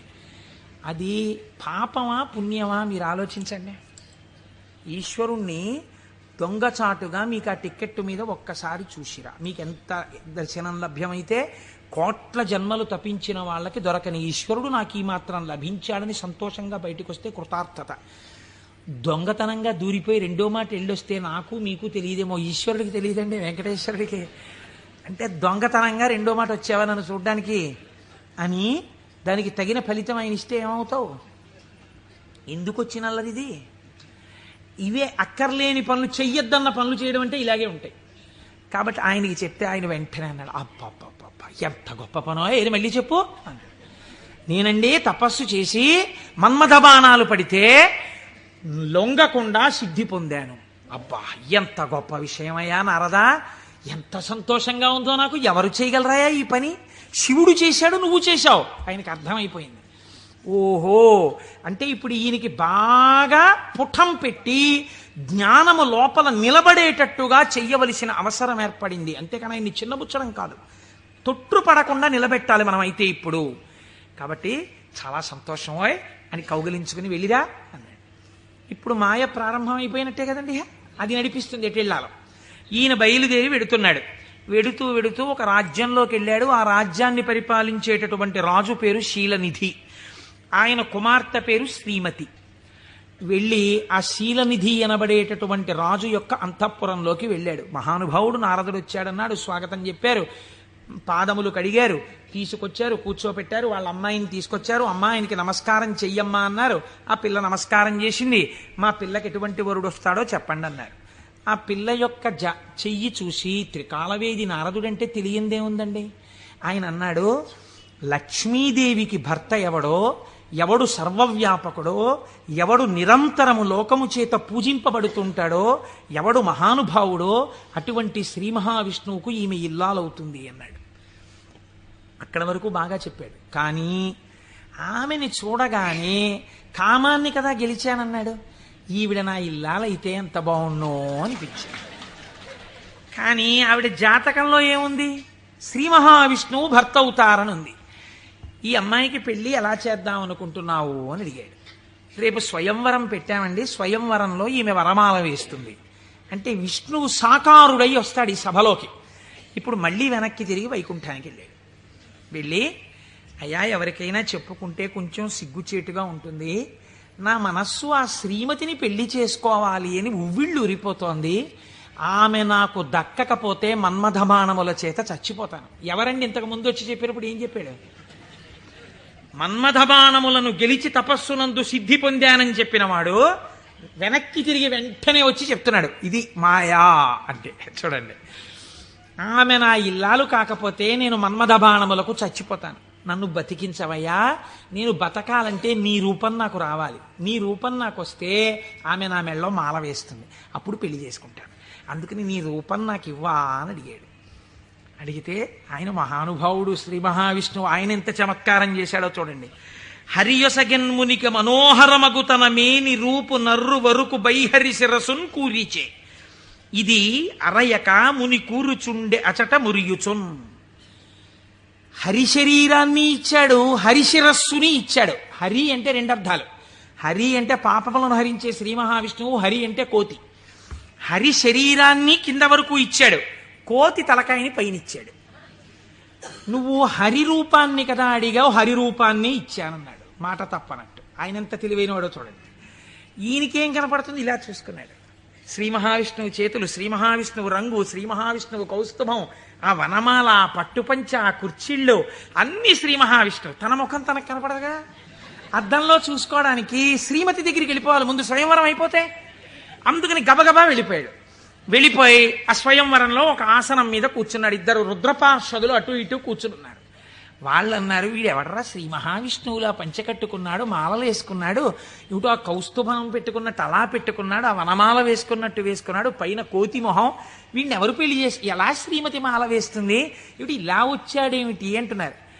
ఆయనకి ఎంతసేపు యావని వినిపిస్తోందంటే నా మెళ్ళో మాల వేసేస్తుందని కుళ్ళిపోయి వీళ్ళు ఇలా అనుకుంటున్నాడు. ఆ శ్రీమతి దండ పట్టుకుని దగ్గరికి వచ్చింది. తీరా దండ పట్టుకుని దగ్గరికి వచ్చేటప్పటికి కాళిదాస మహాకవి వర్ణిస్తారులేండి. ఆ ఇందుమతీదేవి దండ పట్టుకుని ఎవరి దగ్గరికి వెడితే వాళ్ళకి పగటిపూటలా అనిపించింది. ఎందుకంటే ఆవిడ యొక్క వెలుతురులో వాళ్ళు ప్రకాశించారు. ఆ తర్వాత కొంచెం ముందుకెళ్ళేటప్పటికి ఆవిడ వెళ్ళిపోయింది, వీళ్ళు చీకట్లో ఉండిపోయేవారు. నాకు కొన్ని ఆశ్చర్యంగా ఉంటాయి.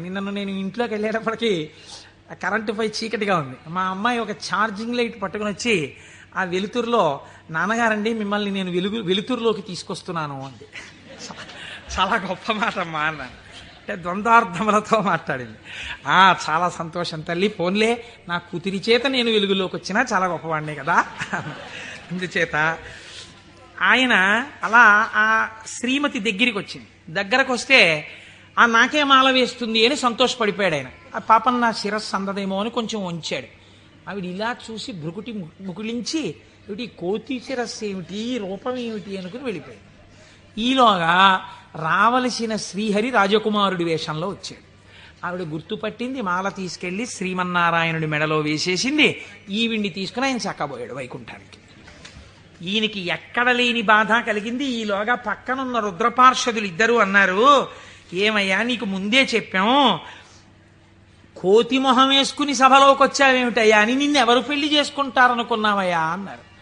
అనేటప్పటికీ వాళ్ళిద్దరికీ కూడా మీరు రాక్షసయోనుల యందు జన్మించెదరుగాక అని చెప్పించాడు. తప్పెవరిది? ఒప్పు చెప్పిన వాళ్ళెవరు? ఒప్పు చెప్పిన వాడికి తపఫలితంతో శాపం ఇచ్చాడు. మాయా ప్రభావము కామక్రోధముల యందు ఎలా తిప్పుతుందో చూడండి. శపిస్తే వాళ్ళెటువంటి స్థితిలో ఉన్నారు? ఇదంతా శివేచ్ఛ అని వాళ్ళు నమ్మారు. ఇది పరమభక్తి. వాళ్ళకి ఆ కష్టమే వచ్చినా ఇది కూడా ఈశ్వర శాసనమే అనుకున్నారు. వాళ్ళుట వారులు జ్ఞానధనము చేకూరిన వారౌటమదిని కుందకయే శివేచ్ఛారీతి నడచునని అన్నారదునిన్ దూరరైరి నడచి రెచటికో. వాళ్ళు ఇదేమిటయా మమ్మల్ని ఇలా శపించావు, నువ్వు కోతి మొహం పెట్టుకుని వచ్చి అని చెప్పి తిరిగి శపించకుండా ఇది కూడా శివేచ్ఛే అని వాళ్ళు వెళ్ళిపోయారు. వాళ్ళు మహాజ్ఞానులు. ఇప్పుడు ఈయన గబగబా మళ్ళీ వైకుంఠానికి వెళ్ళాడు. వైకుంఠానికి వెళ్ళి ఎంత పనిచేశావయా శ్రీమన్నారాయణ, నీ రూపం నాకు ఇమ్మని అడిగాను, హరి రూపం ఇమ్మని అడిగితే హరి రూపం హరి శిరస్సు కోతి శిరస్సు పెట్టావు. దానివల్ల శ్రీమతిని నువ్వు పెళ్లి చేసుకున్నావు, నాకు కాకుండా చేశావు. నన్ను ఎంత అవమానాలు పాలు చేశావు. ఇది రేపు పొద్దున శివపురాణంలోకి ఎక్కేస్తుంది. ఓ చేతకాని కోటేశ్వరరావు చెప్పడం మొదలెట్టేస్తాడు. నా బతుకు బజార్లో పెట్టేశావు నిన్ను వచ్చి అడిగినందుకు. ఎంత రహస్యంగా అడిగాను, దానికి ఎంత కథ సృష్టించావు. చూడు నా కడుపు ఎంత మండిపోతుందో. మరియున్ వానర ముఖమును సరియని నాకిచ్చినట్టి చందమునకు వానరులే శరణం బౌదురు నరుడవు నీ వగుచు వగగ నంగల అవని. నీవు ఒకానొక నాడు నరుడవై పుట్టి అందచందాలు కలిగిన భార్య దూరమైపోతే అరణ్యంలో పడి ఏడిస్తే ఈ కోతి ముఖం ఉన్న వాళ్లే వచ్చి సహాయం చేసి నీ భార్యతో నిన్ను కలుపుతారు, నిన్ను శపిస్తున్నానన్నాడు. మహానుభావుడు కనుక శ్రీమన్నారాయణుడు దాన్ని కూడా లోకానికి ధర్మ మార్గం నేర్పడానికి రామావతారమునందు సీతావియోగంగా తీసుకున్నారు. ఇప్పుడు ఈ శాపవచనాన్ని కూడా విడిచిపెట్టేశాడు. ఇద్దరిని శపించేశాడు, భగవంతుణ్ణే శపించాడు, రుద్రపార్షదుల్ని శపించాడు, కామమునకు వశుడయ్యాడు. ఇప్పుడు స్వస్థత కలిగింది. ఏమిటి నేను పొందింది అనుకున్నాడు. చిచ్చి చిచ్చి, ఎక్కడి నా జన్మ, ఎక్కడి తపస్సు, ఎక్కడి మహతి. ఆనాడు శంకరుడు చెప్పాడు, నేను గెలిచానని అనద్దు, ప్రత్యేకించి వైకుంఠంలో ఈ మాట చెప్పకు సుమా అని చెప్పాడు ఆయన. అక్కడే చెప్పాను. కాబట్టి శివవాక్కు గురువాక్కు, ఏది అనకురా, ఏదైనా ఈశ్వరుడు ఇచ్చాడను నీకు ఇబ్బంది ఉండదు. అంటే వీడు ఏదైనా సాధించేటప్పటికి నాది అంటాడు, ఏదైనా పోయేటప్పటికి దిక్కుమాల దేవుడు ఏం చేశాడు నాకంటాడు. రెండూ పాపకర్మలే. కాబట్టి ఇప్పుడు ఆ మాయ తొలగింది. ఇప్పుడు శ్రీమన్నారాయణుడిని చూసి అన్నాడు, ఎట్లు మహాత్మా, నిన్ను శపించిన దోషము నాకు బాయు, నీ వెట్లు భరించి యొందగల వీచెడు తాపసి ఏవయైన ఈ తిట్లు సహింపరానివిక, తీండ్రపుటల్కను ముక్క ముక్క యౌనట్లుగా నన్ను చెండదగు, అండజకేతన చక్రధారచేన్. యుక్తాయుక్త విచక్షణ మరిచి నేను మాట్లాడినటువంటి మాటలకి నా యొక్క నాలుకని ముక్కలు ముక్కలుగా కత్తిరించెయ్యాలి. ఎంత మాత్రము ఇంకా జాగు చెయ్యకుండా, మహానుభావ, అండచకేతన అంటే గుడ్డులోంచి పైకొచ్చినటువంటి గరుత్మంతుడు నీ యొక్క ధ్వజమునకు చిహ్నముగా కలిగినటువంటి వాడా, మహానుభావ, నీ చక్రధారల చేత నా నాలుకని ముక్కలు ముక్కలుగా కత్తిరించేవయా, అప్పుడు కాని నేను చేసిన పాపం పోదని కన్నీటి ధారలతో ఆయన పాదాల్ని అభిషేకించి ఆయన కాళ్ళ మీద పడ్డాడు. నారదుడు కాబట్టి అంత తొందరగా మళ్ళీ స్వస్థితిని పొందగలిగాడు. మనం కొన్ని కోట్ల జన్మలు తిరుగుతుంటాం. మీరు చూడండి, రామాయణంలో సీతావియోగానికి కారణమైంది ఒక రజకుడి మాట. అదే రజకుడు మళ్ళీ ద్వాపర యుగంలో రజకుడిగా వచ్చాడు. కృష్ణ భగవానుడు వెళ్ళి 4 చీరలు ఇవ్వయా, పంచెలు ఇవ్వయా, కట్టుకుంటానన్నాడు. ఎట్టట్రా మనుజేంద్ర చేలమలు మీ కియ్యంబాడియే మిరలుం కట్టంబోలుదురే, పయోఘృతదది క్షీరంబులన్మెక్కి ఇట్లాడంజనుగాక, గొల్లలకు మీకి భంగి నోరాడిడిన్ కట్టా ప్రణంబులు కొలుపోయదుసు మీ కంసోద్ధతిన్ బాలక. ఆయన 4 పంచెలు ఇవ్వరా అంటే వీడి ఇన్ని మాటలు మాట్లాడాడు. ఎట్టెట్రా, ఏంట్రా, నీకు రాజుగారి బట్టలు కావలసి వచ్చాయా? బాగా నందవ్రజంలో పాలు వెన్న తిని ఒళ్ళు కొవ్విందా? నీకు రాజు పంచెలు కావాలా? పంచె కట్టుకోవడం కాదురా, ఈ మాట తెలిస్తే కంసప్రభువుకి ఏమవుతావో తెలుసా, ముక్కలైపోతావు అన్నాడు. అంటే కృష్ణ భగవానుడు అన్నాడు, అన్నయ్య, ఇంకొక అవకాశం ఇచ్చి చూశా, సరేనని ఒక పంచె ఇస్తే చేసిన పాపం తీసేద్దామని చూశా. యుగం మారిపోయినా వీడి బుద్ధి మారలా. ఈ తల ఇక మామూలుగా పనికిరాదు, నీ గుద్దొక్కటి గుద్ది 1000 వ్రక్కలు చేయన్నయా శిరస్సునన్నాడు. ఒక్క గుద్ది 1000 ముక్కలు చేశారు. నోటి మాట సంస్కారంగా ఉండాలి. మాట సంస్కారంగా ఉండడం మొదట నేర్చుకుంటే చాలా తప్పులు దిద్దబడిపోతాయి. అందుకే శివుడు చెప్పింది ఈ మాట వైకుంఠంలో చెప్పకు. నీవు ఏది చేసినా ఈశ్వర ప్రజ్ఞకి ముడిపెట్టు. నీ కొడుక్కో ర్యాంక్ వచ్చింది, ఇది ఈశ్వరానుగ్రహం అండి. మా అబ్బాయికో ర్యాంక్ వచ్చింది. నువ్వు మంచి పంచె కట్టుకున్నావు, ఈశ్వరానుగ్రహం అండి. ఓ పంచె కట్టుకున్నాను. నువ్వు ఒక ఉపన్యాసం చెప్పగలిగావు, అది పరమేశ్వరానుగ్రహం అండి. నా చేత ఒక ఉపన్యాసం చెప్పించాడు, ఈశ్వరానుగ్రహం అండి. నేను శివమహాపురాణం వినగలిగాను అను. నేనన్న మాట అన్నావా, ఇబ్బందిలోకి వెళ్ళిపోతావు. ఇది అనకు. మొదట దిద్దుకోవలసినది వాక్కు దిద్దుకో. రజోగుణ తమోగుణ భూయిష్టమైన వాక్కులు మాట్లాడకు, అవి నీ సంస్కారం అయిపోతాయి. ఈ సంస్కారము నిన్ను జన్మాంతరములు తిప్పుతుంది. నారదుడు కాబట్టి మహానుభావుడు 1 గంటలో సర్దుకున్నాడు. మనం ఎంతటి వాళ్ళం, మాయ ఎంత గొప్పదో చూడండి. ఇది మహేశ్వర శక్తి. ఈ మాయ ఎలా తొలగుతుంది అంటే దీనికి ఒక్కటే లక్షణం, ఆ మాయయే అమ్మవారి స్వరూపం. మీరు గట్టిగా ఆవిడ పాదాలు పట్టుకున్నారనుకోండి, పట్టుకుంటే ఆవిడే మిమ్మల్ని దగ్గరికి తీసుకుని, అందుకే చేతిలో పాశం పట్టుకుని ఉంటుంది. ఈశ్వర భక్తిని మీకిచ్చి మీ చేత ఈశ్వర సేవ చేయించి ఈశ్వరుడిలో మిమ్మల్ని ఆవిడే కలుపుతుంది. ఆవిడే ఆ పనినంతటినీ తీసుకుంటుంది.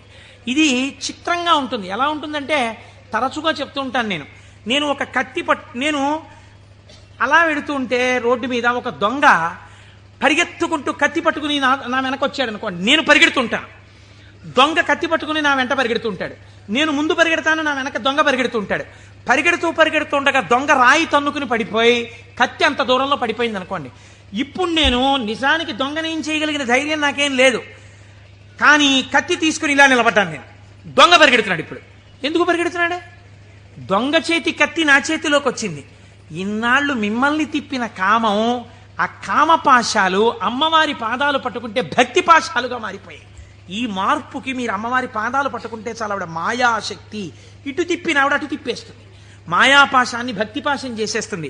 లోకమనందు తిరిగిన పంచతన్మాత్రల్ని ఈశ్వరుడి వైపుకి తిప్పేస్తుంది, తిప్పేసి ఈశ్వరుడిలో కలిపేస్తుంది. కాబట్టి ఇప్పుడు మీరు మాయా అన్న అవనికని పైకెత్తి శివుడితో కలుపుతుంది. ఇది మహేశ్వరుణ్ణి చేరుకోవడానికి మార్గం. ఆ మార్గమునకు మొట్టమొదటి పొరపాటు వాక్కునందు కలుగుతుంటుంది. ఈ వాక్కునందు అలా చెయ్యకు. ఈశ్వర ప్రజ్ఞని గుర్తెరుగు, ఈశ్వరానుగ్రహాన్ని గుర్తెరుగు. ఇది మనకి బోధ చెయ్యడం ఈ మాహేశ్వరనామమును, మహేశ్వరనామాన్ని అడ్డుపెట్టి మనకి నేర్పింది. ఇదే పరమశివుణ్ణి పక్కనే ఒక చిత్రమైన నామంతో పిలుస్తారు, శంభు అని పిలుస్తారు. శంభు అంటే ఏమిటో తెలుసా అండి? శం అంటే నిరతిశయమైనటువంటి సుఖము లేదా సుఖము. భావయతి కల్పించువాడు. మీరు చూడండి, ఒక వస్తువు ఉంటుంది, ఆ వస్తువు యొక్క సుఖానుభూతిని మీరు ఎప్పుడు పొందుతారు? ఒక వస్తువు యొక్క సుఖానుభూతిని మీరు ఎప్పుడు పొందగలరు అంటే ఆ వస్తువు మీ చేత అనుభవింపబడినప్పుడు. ఉదాహరణకి నాకు ఒక లడ్డు అంటే చాలా ఇష్టం అనుకోండి. ఆ లడ్డూని తీసుకొచ్చి మీరు ఇలా చూపించి, కోటేశ్వరారు మీకోసమే తెచ్చాం ఈ లడ్డు అన్నారనుకోండి. నేను ఆ లడ్డూని ఇలా చూసి నా కోరిక తీరిపోయి అంటానా? అనను. మీకోసమే అన్న చేతిలో పెట్టారు, చాలా బాగుంది అని ఇలా పెట్టుకుని తినబోతాను. తినకండి, మీకు ఈ లడ్డూ ఎందుకు తెచ్చానో మీకు శుభవార్త చెప్పాలి, అది చెప్పాక తిందురు కానీ. ఇప్పుడు నా కోరిక తీరిపోయిందా? తీరలేదు. ఆయన శుభవార్త చెప్పబోతుంటే సెల్ ఫోన్ మోగింది. ఉండండి చెప్తాను అని అక్కడికి వెళ్ళి గంట సేపు మాట్లాడుతున్నాడు. లడ్డూ ఇలాగే ఉంది, నేను ఇలాగే ఉన్నాను. తీరిందా? తీరలేదు. ఆయన తర్వాత వచ్చి ఏదో చెప్పి ఇప్పుడు తినండి అన్నాడు. ఇప్పుడు నేను దాన్ని తీసి ఇలా నాలుక మీద పెట్టుకుని అలా పడేశాను. గభాలన కంట్లో ఏదో పడి ఇలా అన్నాను, అది కింద పడింది. తీరిందా నా కోరిక? తీరలేదు. నాలుక మీద పడింది రెండో ముక్క, అమ్మయ్యా అన్నాను. ఇప్పుడు నా కోరిక తీరింది కదండి. వస్తువు ఉండడానికి, అది మీ అనుభూతిగా మారడానికి మధ్యలో చాలా తేడా ఉంటుంది. ఈ శక్తి మీ యందు నిలబెట్టేవాడు ఈశ్వరుడు. అందుకే ద్రాపే అంధస్సస్పతే దరిద్రం నీలలోహిత అంటుంది రుద్రాధ్యాయం. సుఖమునకు కావలసిన వస్తువు ఉండడం వేరు, సుఖముగా బ్రతకడం వేరు. ఒకడు కోటీశ్వరుడు ఉంటాడు, కానీ వాడు నిన్న రాత్రి మిగిలిపోయినటువంటి చద్దన్నాన్ని ఇవాళ మధ్యాహ్నం పులిసిపోయిన పెరుగుతో తింటాడు. కేవలం సుఖానుభవం కాదు. లోకములు మూడు రకాలుగా ఉంటాయి. ఒక లోకము కేవలము సుఖాలు అనుభవించడానికే ఉంటుంది, స్వర్గాది లోకములు. అక్కడ దుఃఖము యొక్క స్పర్శ ఉండదు, సుఖాలు అనుభవిస్తారు. ఇంకొక లోకం ఉంటుంది, అక్కడ సుఖం అన్నది ఉండదు. ఎప్పుడు ఏడుపులు, పెడబబ్బలు, కేకలు, అరుపులు, భయంకరంగా ఉంటుంది. అది నరకం. సుఖం దుఃఖం రెండు ఉంటాయి. ఓ రోజున తప్పట్లు కొట్టేస్తూ పొంగిపోతూ నేనే అంటుంటాడు, ఇంకో రోజున కుమిలిపోతూ ఏడుస్తూ ఉంటాడు. అదే భూలోకం. ఇక్కడ కొన్నాళ్ళు సుఖం, కొన్నాళ్ళు దుఃఖం. పొద్దున్న 10ంటికి సంతోషంగా ఉంటాడు, సాయంకాలం 4ంటికి ఏడుస్తూ ఉంటాడు. సుఖం దుఃఖం రెండు అనుభవిస్తూ ఉంటాడు. సుఖ దుఃఖములు రెండూ ఉన్న భూలోకమునందు మీరున్నారు. ఇక్కడి నుంచి బాగా గుర్తుపెట్టుకోండి, మీకు రెండే మార్గాలు ఉన్నాయి. ఒకటి, పూర్ణ దుఃఖమును కలిగిన లోకంలో కన్నా వెళ్ళొచ్చు, పూర్తి సుఖం కలిగిన లోకంలో కన్నా వెళ్ళొచ్చు. సుఖ దుఃఖాలు కలిగిన లోకంలోకి ఇంకా మీకు టికెట్ లేదు. అంటే మళ్ళీ ఎందుకండి ఇందులోకి? కాబట్టి ఒంటి మీద కొరడాలతో కొట్టేస్తూ, మరిగిపోయిన నూనెలో ముంచేస్తూ, ఏదో చీవు నెత్తురు నదుల్లో ముంచేస్తూ అది కావాలా? హాయిగా సంతోషంగా పెద్దలతో కూర్చుని ఏదో ఆనందంగా ఉండడం, అమృతం తాగడం, ఇలాంటివి కావాలా? అంటే లౌకికంగా కోరుకుంటే పోనీ స్వర్గం కోరుకోండి. నరకానికి ఎడదాం అనుకోకూడదంటే మీకు ఒక లక్షణం ఉండాలి. వెంటనే మీకోటి కావాలి. ఏమిటి కావాలి? పాపము చేయకుండా ఉండుట. పాపం చేస్తే కదా నరకం. కాబట్టి పాపం చెయ్యకూడదు. ఇది సంభావయతి, మంచి భావములను ఇచ్చుట. ఇది ఎలా వస్తుంది అన్నారు శాస్త్రంలో. ఇది ఎలా కలుగుతుందండి అన్నారు. దీనికి ఒక ప్రతిబంధకం ఉందండి. అంత తేలిక కాదు. శివమహాపురాణం మీ జీవితాన్ని కరెక్ట్ చేస్తుంది. మీరు చూడండి, ఒక తేలిక మాట, ఒక వెలితి మాట ఒకటి మనం మాట్లాడతాం. కోటేశ్వరారు చతుర్ముఖ బ్రహ్మగారు మీ లలాటం మీద రాసేశాడండి, రామాయణం చెప్పు, భాగవతం చెప్పు, శివపురాణం చెప్పని చెప్పేస్తారు మీరు. మా లలాటం మీద రాసేశాడు, చీకటి పడేటప్పటికీ మాకు ఎటో లాగేస్తుంది మనస్సు వెళ్ళిపోమ్మని, అందుకని మేము రామ్ పురాణానికి అంటాడు ఒకడు. అది తప్పు. అలా ఉండమని చెప్పలేదు శాస్త్రం. తిలకధారణము అన్న మాట ఎందుకు ఇచ్చారో తెలుసా అండి?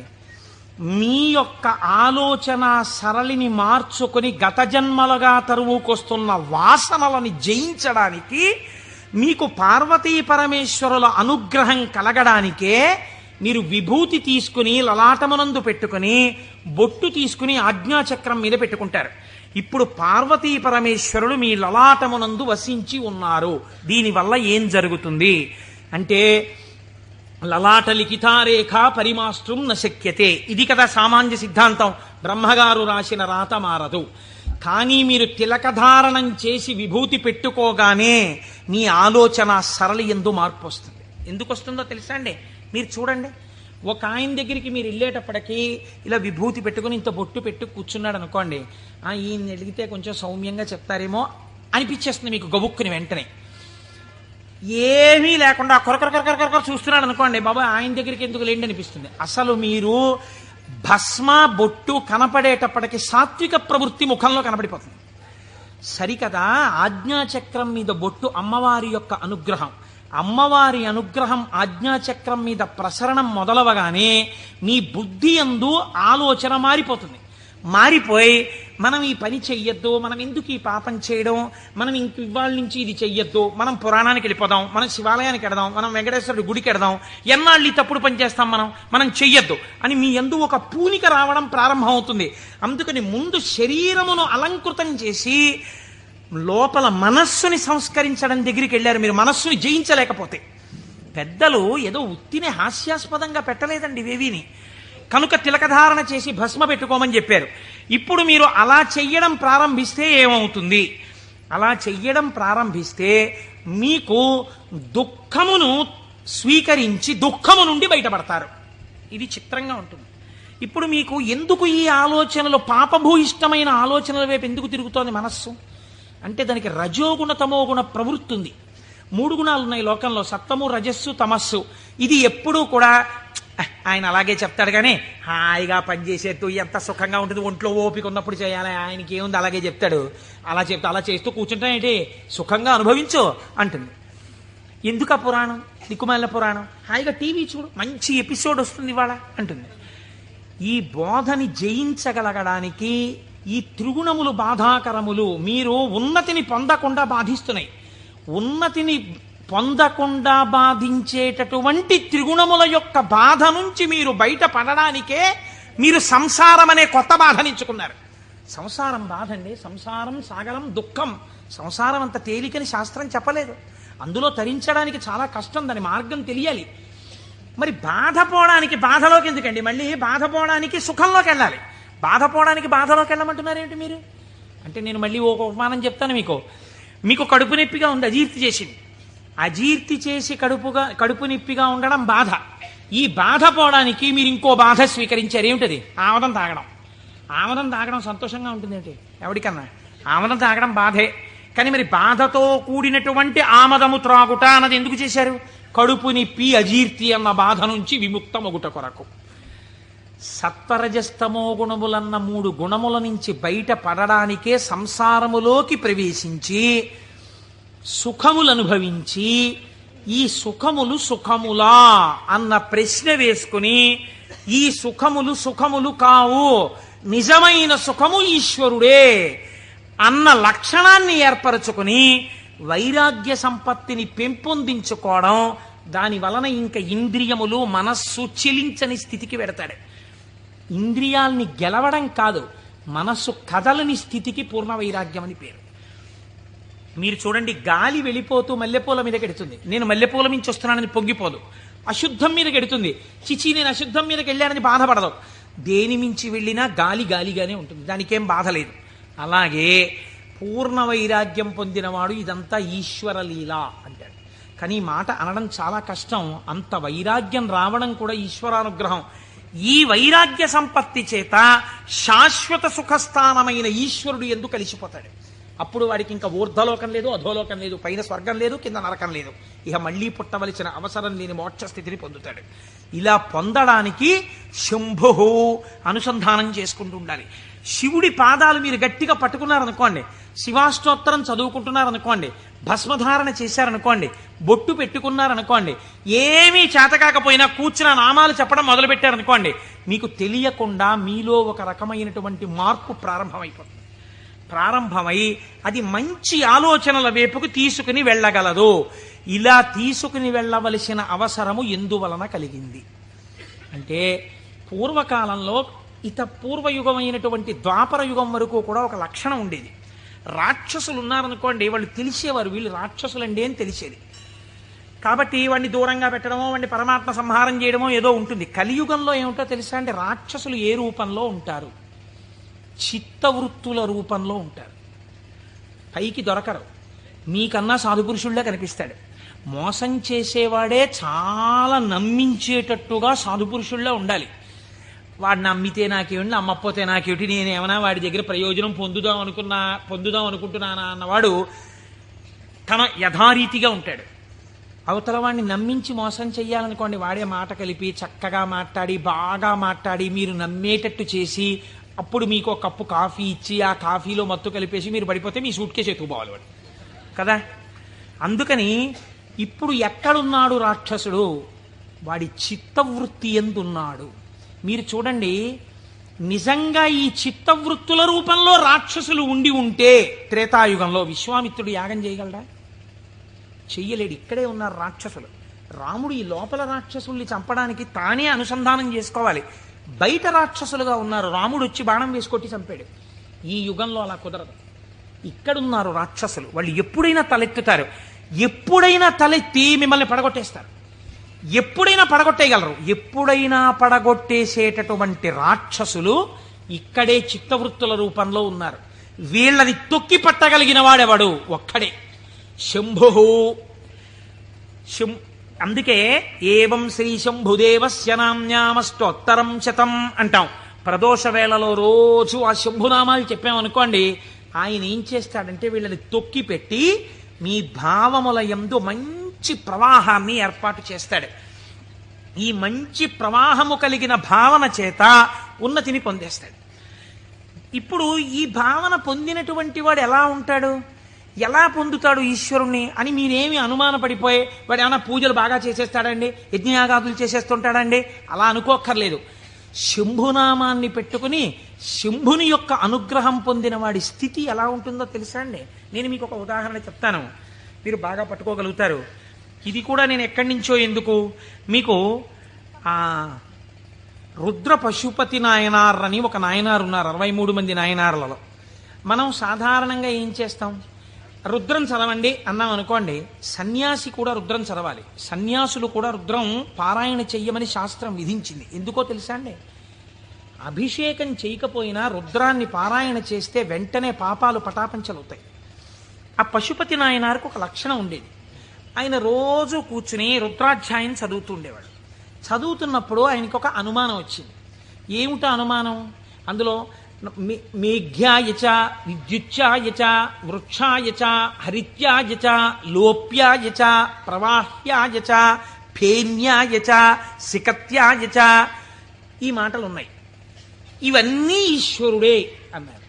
అంటే నీరు ఈశ్వరుడు, నీటి మీద నురుగు ఈశ్వరుడు, చెట్టు ఈశ్వరుడు, చెట్టు మీద పిట్ట ఈశ్వరుడు, చెట్టులో ఆకుపచ్చతనం ఈశ్వరుడు.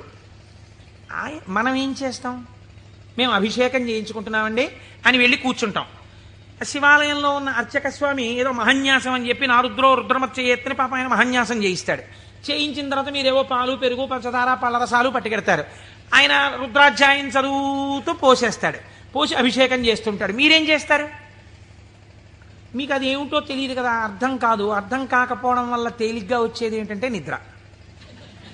కాబట్టి చాలా అమరికగా మనకి దొరికేది ఏమిటంటే బ్రహ్మదండం మహర్షులకు ఎలా ఉంటుందో అలా మోచేతిని తొడకి పెట్టి ఈ చేతిని ఇలా పెట్టి చక్క చెంప చేస్తే చాలు, అలా పడుకోవచ్చు, నిద్రపోతాడు. మళ్ళీ ఆయన ఎక్కడో గంట ఏదో కొడతాడు, కొడితే తెలివి వస్తుంది. తెలివి వచ్చాక మళ్ళీ పాపం తాపత్రయం ఉండదని నేను అన్నాం. మళ్ళీ ఓసారి లేచి ఏదో చేస్తున్నాడు, అల్లరవుతోంది మళ్ళీ అని చెప్పేసి కాసేపు మళ్ళీ పడిపోతాడు. దీని వలన ఏమైనా ప్రయోజనం ఉందా? మీరు చేసిన అభిషేకమునందు నేను ఇలా అడిగానని మీరు ఏమనుకోకండి, నన్ను మన్నించండి. ఒక మెట్టు పైకెక్కడానికి కాలు ఇలా ఏమైనా లేచిందా మీకు ఉపాసనలో? అంటే నేను అభిషేకం చేయించుకోవద్దని, శివాలయానికి వెళ్ళొద్దని నేను చెప్పట్లా, చేయించుకోవాలి అరిష్టం పోవడానికి. కానీ మీ ఉపాసనలో మీరు మెట్టు ఎక్కారా? కాదు కదా. ఇది రుద్రం పారాయణ చేయడం అంటే ఇది. ఆయన అన్నాడు, ఆ నాయనారు ఆయనకు ఒక చిత్రమైనటువంటి ఆలోచన వచ్చింది. ఆయన తిరుమలయారనబడేటటువంటి ప్రాంతంలో ఉండేవాడు. ఆయన ఈ రుద్రం చదివి చదివి చదివి చదివి అన్నాడు, ఆకాశం ఈశ్వరుడు, మేఘం ఈశ్వరుడు, నీరు ఈశ్వరుడు, నురుగు ఈశ్వరుడు, చెట్టు ఈశ్వరుడు, పిట్ట ఈశ్వరుడు. కాబట్టి నేను ఇంట్లో కూర్చుని ఇవన్నీ చెప్తుంటే ఉపయోగం ఏంటి? నేను ఈశ్వరుడిలో చేరిపోయి ఈశ్వరానుభూతిని పొందుతానన్నాడు. ఓ రోజు తెల్లవారకట్ట ఎవ్వరికీ చెప్పకుండా లేచి 4 గంటలకో వెళ్ళిపోయాడు బయటికి, ఊరి బయటికి వెళ్ళిపోయాడు. ఆ కొండ మించి ఒక సెలయేరు జాలువారుతోంది. గబగబా వెళ్ళాడు. ఆ సెలయేట్లో నడుంలోతు నీళ్లలో నించున్నాడు. నించుని చెట్టు వంక చూశాడు. నిశ్శబ్దంగా ఉంది వాతావరణం. ఆ కొండ కనపడింది, చెట్లు కనపడ్డాయి, చెట్ల యొక్క ఆకుపచ్చని కొమ్మలు కనపడ్డాయి.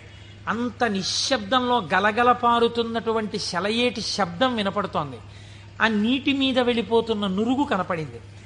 ఆయన వెంటనే ఆ ఒంటికి తగిలిన చల్లతనంలో ఈశ్వరుడు కౌగిలించుకున్న అనుభూతిని పొందాడు. ఇవి ఈశ్వరుడు కదా, నేనిప్పుడు ఈశ్వరుడిలో ఉన్నాను నీటిలో. కాబట్టి నేను నా కళ్ళతో చూస్తున్న మేఘం ఈశ్వరుడు, నేను మొలలోతులో ఉన్నది ఈశ్వరుడు, ఇలా వెడుతున్నది ఈశ్వరుడు, నేను చూస్తున్న ఆ కదులుతున్న ఈశ్వరుడు.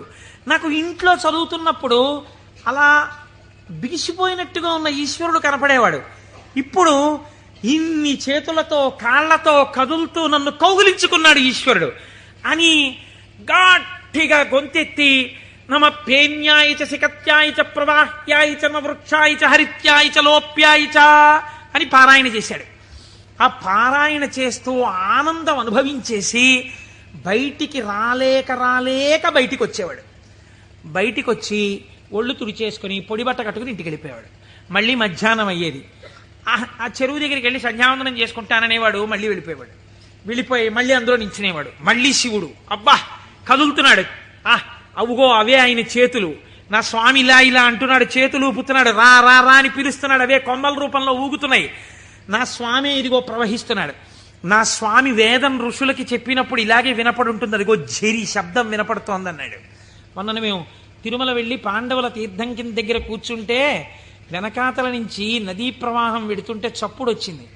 కాసేపు ఆగి మీరు ఆ శబ్దాన్ని వినండి అన్నాను నేను. ఆ వినండి అనడం వెనకాతల నా భావన అదే. ఇప్పుడు ఈశ్వరుడు చెప్తున్నటువంటి వేదం ఋషులకు ఎలా చెవుల్లో వినపడిందో అలా నాకు ఈశ్వరవాణి వినపడుతోంది అన్నాడు. మళ్ళీ నిలబడిపోయాడు. మళ్ళీ నమ సోమాయ చ రుద్రాయ చ నమ స్తామ్రాయ చ అరుణాయ చ నమ శంగాయ చ పశుపతయే చ నమ ఉగ్రాయ చ భీమాయ చ అంటూ మళ్ళీ రుద్రం చదువుతూ మళ్ళీ అంతటా ఈశ్వరుడే నన్ను గట్టిగా పట్టుకున్నాడు నీళ్లల్లోని. అదే ఈ చల్లతనం. ఎంత చల్లగా ఉంటాడో మా స్వామి. ఒంటి నిండా చల్లటి పాములు, చంద్రమౌళి, ఆ గంగా చల్లగా ఉంటాడు కదా, చల్లగా నన్ను పట్టేసుకున్నాడు. బాబోయ్ ఎంత గట్టిగా పట్టుకున్నాడో అన్నాడు. నీళ్లల్లో మునిగానం లేదు, ఈశ్వరుడు నన్ను గట్టిగా పట్టుకోవడం వల్లే నాకు ఇంత చల్లగా ఉందన్నాడు. ఈశ్వరుడు పట్టుకోవడం వల్ల అబ్బా నాకు ఎంత సంతోషంగా ఉందో అన్నాడు. ఈ సంతోషంలో రుద్రం చెప్తున్నానన్నాడు. అవుగో ఇలా చేతులు ఊపుతున్నాడన్నాడు. అంత ఈశ్వరుణ్ణి చూస్తున్నాడు. చూస్తూ పొంగిపోతూ ఆ రుద్రం తడబడిపోతూ చెప్పేవాడు. మళ్ళీ పైకి వచ్చేవాడు, పొడిబట్ట కట్టుకునేవాడు, వెళ్ళిపోయాడు. మళ్ళీ బాగా చీకటి పండించేవాడు. ఒక్కసారి అక్కడ కూర్చుని జపం చేసుకుంటానని మళ్ళీ వెళ్ళేవాడు, మళ్ళీ నీళ్లలో దిగేవాడు. మళ్ళీ ఈశ్వరుడు గట్టిగా పట్టుకున్న అనుభూతి పొందేవాడు. మళ్ళీ రుద్రం చెప్పేవాడు. ఇది కొన్నాళ్ళు అయిపోయిన తర్వాత ఏమైందంటే తను అలా అడుగులేసి ఎడుతుంటే గాలి ఇలా తగిలేది. కాళహస్తి నుంచి వాయులింగ రూపుడైన నా స్వామి వచ్చి నన్ను ఒక్కసారి ఇలా పిలిచి కోటేశ్వరరావు ఒకసారి పలకరిద్దామని వచ్చాను కాళహస్తి నుంచి అంటున్నాడు. అమ్మా స్వామి తగిలాడు ఇక్కడ, అబ్బా స్వామి నమస్కారం అంటున్నాడు. ఇప్పుడు ఎక్కడ లేడు ఆయనకి. అలా వెడుతూ పైకి చూశాడు, అబ్బో అనంతంగా పెరిగిపోయిన నా స్వామి ఆకాశ రూపంలో కనపడుతున్నాడని మళ్ళీ నమస్కారం చేసేవాడు. కపర్దీ నమ కపర్దినీచా అనేవాడు. ఇలా రాను రాను రాను రాను ఏమైపోయిందంటే ఎవరు కనపడినా ఆయనకి ఈశ్వరుడే కనపడేవాడు.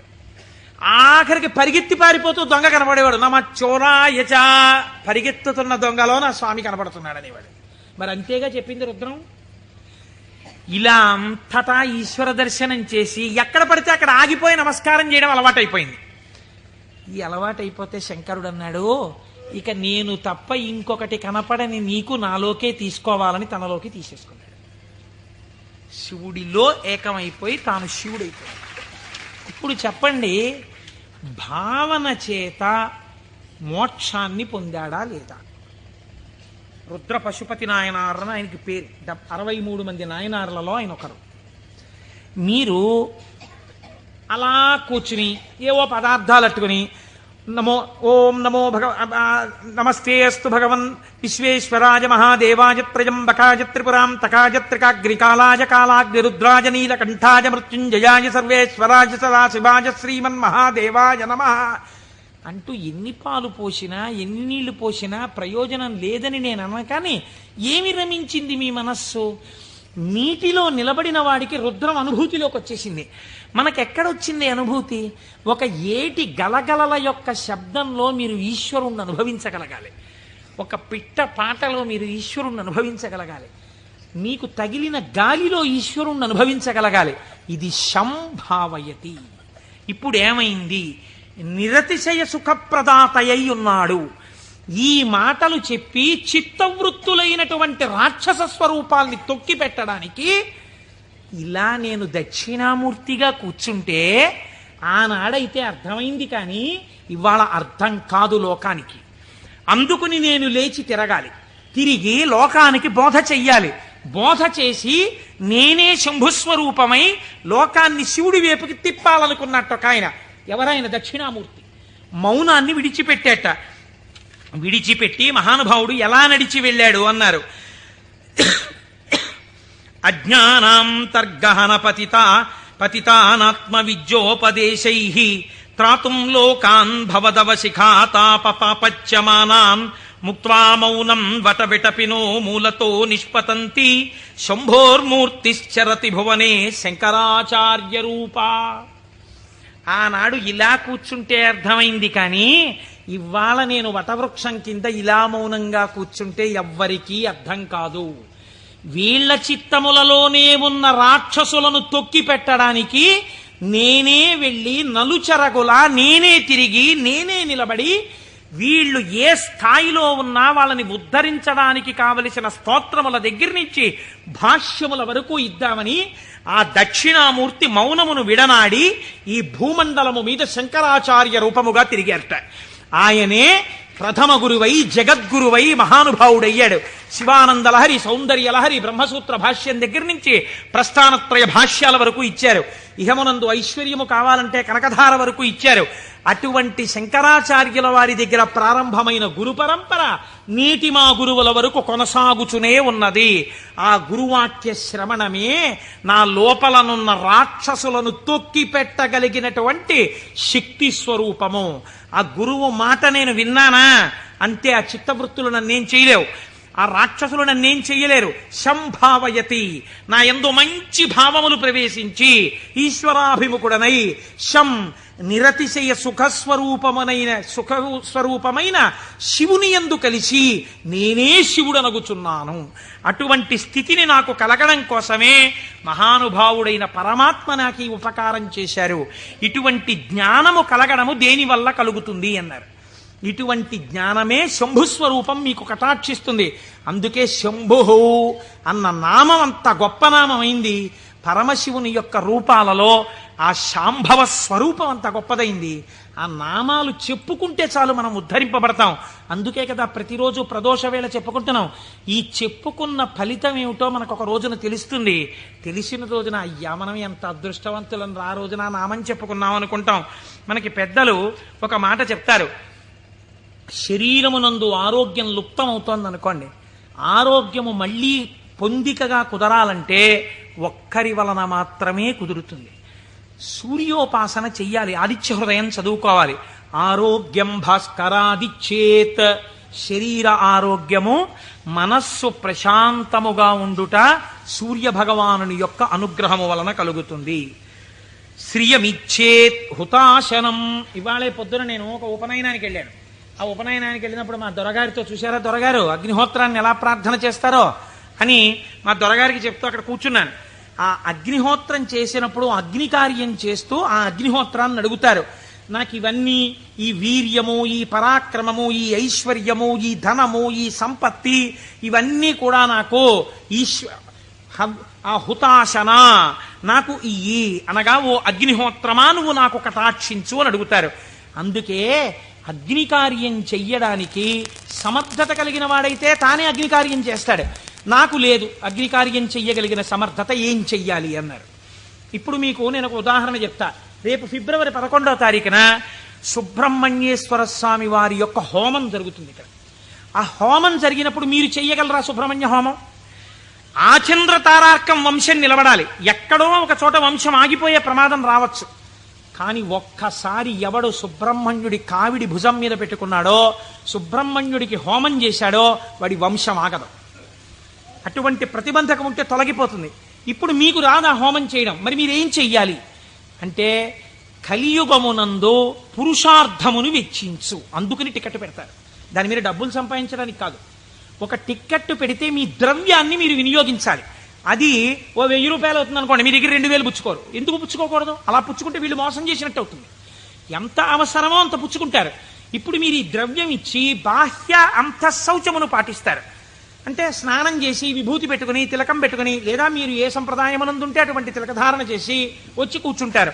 ఆచార్యముఖేన, మీ కొరకు ఆచార్యులు చేస్తారు. ఆ పదార్థములన్నింటి మీద మీ చెయ్యేసి మీ గోత్రనామాలు చెప్పి అక్కడ హోమం చేస్తారు. ఇప్పుడు ఈ హోమం ఎవరు చేసినట్టు? మీరు చేసినట్టు మీ ఖాతాలో పడిపోతుంది ఫలితం. కాబట్టి ఇప్పుడు ఏమవుతోంది? మీకు కావలసినటువంటి సుఖమునకు హేతువు కర్మ మార్గము చేత మీకు ఇప్పిస్తారు ఈశ్వరానుగ్రహంతో. ఇలా శ్రియం, అది ఏ రకమైన ఐశ్వర్యమైనా దేని వలన కలుగుతుంది? అగ్ని కార్యము వలన కలుగుతోంది. కాబట్టి శ్రియమిచ్చేత్ హుతాశనం, అగ్నిహోత్రము వలన మీకు ఐశ్వర్యము కలుగుచున్నది. ఈశ్వరా జ్ఞానమన్విచ్చేత్, జ్ఞానదాత మహేశ్వర, ఈశ్వరుని యొక్క అనుగ్రహము వలన మాత్రమే జ్ఞానము కలుగుతుంది. ఆ జ్ఞానం ఇచ్చేవాడికే మహేశ్వరుడని పేరు. ఈ మహేశ్వరుడు ఎందుకు ఇస్తాడు? శంభునామాన్ని మీరు గట్టిగా పట్టుకుని ఆ నామాలతో పిలిస్తే, ఏవం శ్రీ శంభుదేవస్య, శంభుదేవుని నామాలు ప్రదోషంలో పిలుస్తున్నారు అనుకోండి, మీరు పేరు పెట్టి పిలవగా పిలవగా పిలవగా పిలవగా ఏమవ్వాలి? ఆయన పలకాలి. పలికితే ఏమనాలి? మీ వంక చూసి ఏవం శ్రీ శంభుదేవస్య నామ్నామస్తోత్తరం శతం అంటున్నారు మీరు. 108 నామాలతో నిన్ను పిలిచాను. ఆయనకోసారి చూసి, ఆ సరే పిలిచావు, నేను శంభుదేవుణ్ణి కాబట్టి ఏం చెయ్యాలి? నీ భావాలు మార్చి నిన్ను ఈశ్వరుడి వైపుకి తిప్పాలి. నీకు సత్ప్రవర్తన కల్పించాలి. నిన్ను చక్కటి వాడిగా రూపుదిద్దేటట్టుగా చెయ్యాలి. నన్ను నువ్వు పిలిచినందుకు నేను నీకు చెయ్యగలిగింది అదే. కాబట్టి ఇప్పుడు ఆయన మీకేం చేస్తాడు? ఇదే చేస్తాడు. మీరు ఆయన విసుక్కున్నా సరేనండి. లోకంలో ఒక నానుడు ఉంది, మీరు చూడండి. అమ్మా అమ్మా అమ్మా అన్నారు అనుకోండి, అమ్మ అంటుంది. ఆవిడ ఏదో పోపు వేయించుకుంటూ ఉంటుంది. అంటుంది. అమ్మా అమ్మా, బా ఏమిటి అమ్మా అమ్మా అమ్మా చెప్పు ఏమిటో. అమ్మ నిన్ననే కాలేజీకి వెళ్ళానా అని మొదలు పెడతాను. నువ్వు ముందు తెవులు చెప్దు కాని విలే, కాలేజ్ టైం అయిపోతుంది అవతల అని పోపెడ. అది చిన్న బుచ్చ అంటుంది పిల్ల. అంటే ఈ పోపెట్టేసి దగ్గరికి వచ్చి రా జడేస్తాను, ఇప్పుడు చెప్పు ఏమిటి చెప్తాననుకున్నావు? వినకూడదనుకున్నది అనేటప్పటికీ లొంగిపోయి, పోన్లే పాపం వింటే మాత్రం ఏమవుతుందని జడవేయుట అనేటటువంటి ఉపచారం చేస్తూ మరీ వింది అమ్మ. ఎందుకు వింది? 4 మాటలు అమ్మ అమ్మ అమ్మ అన్నందుకు వింది. ఎలా వింది? మీకు ఉపచారం కూడా చేస్తూ వింది. అలా మీరు రోజు ప్రదోషంలో ఏవం శ్రీ శంభుదేవస్య ని శివ శివ శివ శివ అంటే ఆయన ఏం చేస్తాడు? ఓసారో 2 సార్లు అనొచ్చు, 3వ మాట ఏమంటాడు? ఓ సర్లే ఇంక నిన్ను చక్కగా తీర్చిదిద్దుతాను, సరేనా, అందరూ పొంగిపోయేటట్టుగా నీ ప్రవర్తన మారుస్తానంటాడు. ఇలా రావడానికి 10 మాటలు ఆయన విసుక్కున్నా మనం పిలవాలి. ఆయన అలా విసుక్కునేవాడు కాడు. కాబట్టి మనం రోజు చెయ్యగలిగిందేట నామం చెప్పడమే. ఈ నామము చేత మీరు శంభుని యొక్క అనుగ్రహాన్ని పొందాలి. ఇది శం, ఈ లోకంలో సుఖం దగ్గర నుంచి నిరతిశయ సుఖం వరకు, ఊర్ధ్వలోక సుఖం వరకు ఎంత సుఖం ఉందని మీరు అనుకుంటున్నారో అన్ని సుఖాల్ని మీకు ఇవ్వడం. దీన్నే కామకోటి అని పిలుస్తారు. కామకోటి అంటే కంచి కామకోటి పీఠం అంటారు. కామకోటి అంటే ఇక్కడ కోరికలు ఇవ్వడంతో మొదలుపెట్టి కోరికలు లేకుండా చెయ్యడం వరకు తీసుకెళ్ళి ఆ తర్వాత పుణ్యం ఇచ్చి పుణ్యము వలన ఊర్ధ్వలోక ప్రాప్తి వరకు ఇచ్చి తర్వాత మళ్లీ తిరిగి రానవసరము లేనటువంటి పునరావృత్తి రహిత శాశ్వత శివ సాయుధ్య స్థితి అనబడేటటువంటి మోక్ష స్థితి వరకు ఇయ్యగలిగినటువంటి అంచులన్నీ ఆవిడ చేత పరిపాలింపబడుతున్నాయి. ఆవిడ అవనిక ఎత్తి ఈ కామకోటిలో నిలబెడుతుంది. ఈ కోటిలో ఏ మెట్టు మీద నువ్వు నిలబడతావో దానికి తగినట్టుగా నిన్ను నిలబెట్టడానికి ఈ నామాలు, ఆ ఈశ్వరానుగ్రహము నిన్ను రక్షిస్తున్నాయి. నీకు రుద్రపశుపతి నాయనారు వృత్తాంతం ఒక్కటి ఉదాహరణగా సరిపోలేదా? రమించిన హృదయం అటువంటి భావం ఒక్కటి కలగగానే రమించిపోయిందంతే. ప్రమాదం అంతా ఎక్కడొస్తుందో తెలుసా అండి? మీరు చూడండి, మనం లోకంలో ఒక పెద్ద పొరపాటు చేస్తుంటాం. మనస్సు యందు దోషం ఉండదు. మనస్సు ఏ స్థానాన్నైనా వెతకడం దానికి అలవాటు. మీ మనస్సు ఒక స్థానాన్ని అడుగుతుంది. అది ఏమండి, సాయంకాలం 6:30కి వెళ్ళి కాసేపు మనం కూడా నామం చెప్పుకుంటే బాగుంది. లేదు, కొన్నాళ్ళకి పురాణం అయిపోతుంది. సాయంకాలం 6:30కి వెళ్ళి శివాలయం అరుగు మీద కూర్చుని అలా గుడి యొక్క ధ్వజస్తంభం దగ్గర గంటలు చిరుగంటలు మోగుతుంటే, పక్షులన్నీ గోళ్లకి చేరిపోతుంటే, శివాలయంలో ఉన్నటువంటి ప్రధాన అర్చకుడి దగ్గర శిష్యులు పాఠం నేర్చుకుంటుంటే, ఆయన ఒక్క మాట చెప్తే వీళ్ళు 3 మాటలు చెప్తుంటే, గుళ్ళోకి వచ్చిన వాళ్ళు గంట కొడుతుంటే అవి వింటూ ఒక 20 నిమిషాలు కూర్చుంటే ఎంత ప్రశాంతంగా ఉంటుందో అంది మనస్సు. అంటే మీ మనస్సు ఒక స్థానాన్ని అడిగిందా లేదా? కానీ దాని గొంతు మీరు ఎక్కడ నొక్కుతారో తెలుసా అండి? ఇది 6:30కి నాన్నగారండి ఎలాగైనా సరే మనం రోజు కాసేపు ఈవినింగ్ వాక్ వెళ్దాం నాన్నగారండి, డాక్టర్ గారు మార్నింగ్ వాక్ ఏదో ఒకటి చేయమన్నారు, వెయిట్ తగ్గాలంటున్నారు నన్ను, నేనేమో తిరగలేను నాన్నగారండి, మీరు కూడా నాతో రండి అందనుకోండి. పిల్ల లేకపోతే పిల్లాడు లేకపోతే భార్య లేకపోతే ఎవడో స్నేహితుడు. ఉత్తర క్షణం మీరు వచ్చిన ఒకే ఒక మంచి ఆలోచన పీక నొక్కేస్తారంతే. సరేలే గుళ్ళోకి ఇంకో మాట ఎప్పుడో వెళ్దాం, పాపం అడిగాడు కదా అని వెళ్ళిపోతారు. ఒకరోజు పొద్దున్నే కాసేపు మీరు 6 గంటలకి ధ్యానం చేసుకుంటే మీకు బాగుందనుకోండి. 6 గంటలకు అబ్బా లేచిపోతే పొద్దున్నే 6 గంటలప్పటికి మీరు లేచిపోయి ఆ బాత్రూంలోకి వెళ్ళి పడపడ స్నానం తిరుగుతుంటే నిద్ర పట్టే వాళ్ళకి కూడా నిద్ర పట్టట్లేదు. 7 వరకు హాయిగా ఎందుకు వెళ్ళిపోయాడు? మీరు ఏది చెప్పిన మాట ఎక్కడ విన్నారు? ఇంట్లోకి రెండంటేనే రాని వాళ్ళకి ఎవడు చెప్తాడు? బయటికి వచ్చిన వాడు చెప్పారు వెళ్ళిపోమనే చెప్తాడు కదండి. కాబట్టి పట్టు విడుపు అని 2 మాటలు మనకి శాస్త్రంలో ఉన్నాయి. ఏది ఎక్కడి వరకు పట్టుకోవాలో అక్కడ వరకే పట్టుకుని ఎప్పుడు విడిచిపెట్టాలో అప్పుడు విడిచిపెట్టేయాలి.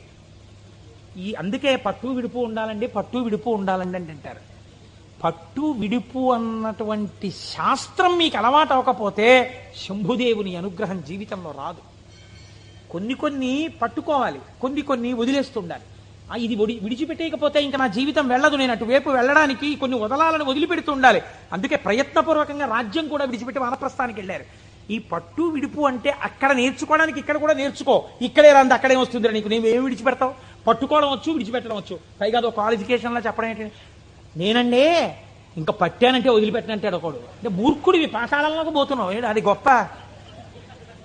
నాకు కోపం వస్తుంది కానండి, గవ్వుకున్నారన్నా పెద్దలు చెప్తే వెంటనే పక్కన పెట్టేస్తానన్నారు అనుకోండి, మీరు ఆయనకు పోల్దండి అయ్యాలి. అంతేగాని నాకే గాని కోపం వచ్చిందా హరి బ్రహ్మాదులు వచ్చి చెప్పినా వినండి అంటాడు. వాళ్ళ కర్మ కాలిపోయిందా నీకు వచ్చి చెప్పడానికి? నీలోంచి వెళ్ళిపోతే చాలా చచ్చూరుకుంటావు. ఎందుకు వచ్చింది? ఏమిటా వ్యగ్రత? ఎందుకు వచ్చిన మాట? కనుక నేను ఈ మాటని ఎందుకు ఇంతలా నొక్కి చెప్తున్నానో మీరు సహృదయంతో అర్థం చేసుకోండి. ఒకవేళ నా వాక్కు యందు వ్యగ్రత ఉండి ఉండవచ్చు. శంభుని అనుగ్రహము వచ్చినా గుర్తెరగగలిగి ఉండాలి. ఆ గుర్తెరగనప్పుడు వచ్చిన అవకాశము వినియోగించుకోకపోతే మరొకసారి ఈశ్వరుడు ఇవ్వడానికి ఇష్టపడడు. కనుక మనకి అటువంటి మనస్సు కూడా కావాలి. ఈశ్వరా, నీ అనుగ్రహము మాయందు ప్రసరించినప్పుడు దాన్ని నిలబెట్టుకోగలిగిన స్థితిని కూడా నీవే అనుగ్రహించు అని మనం ఆ శంభుదేవుని పాదములు పట్టి ప్రార్థన చేసి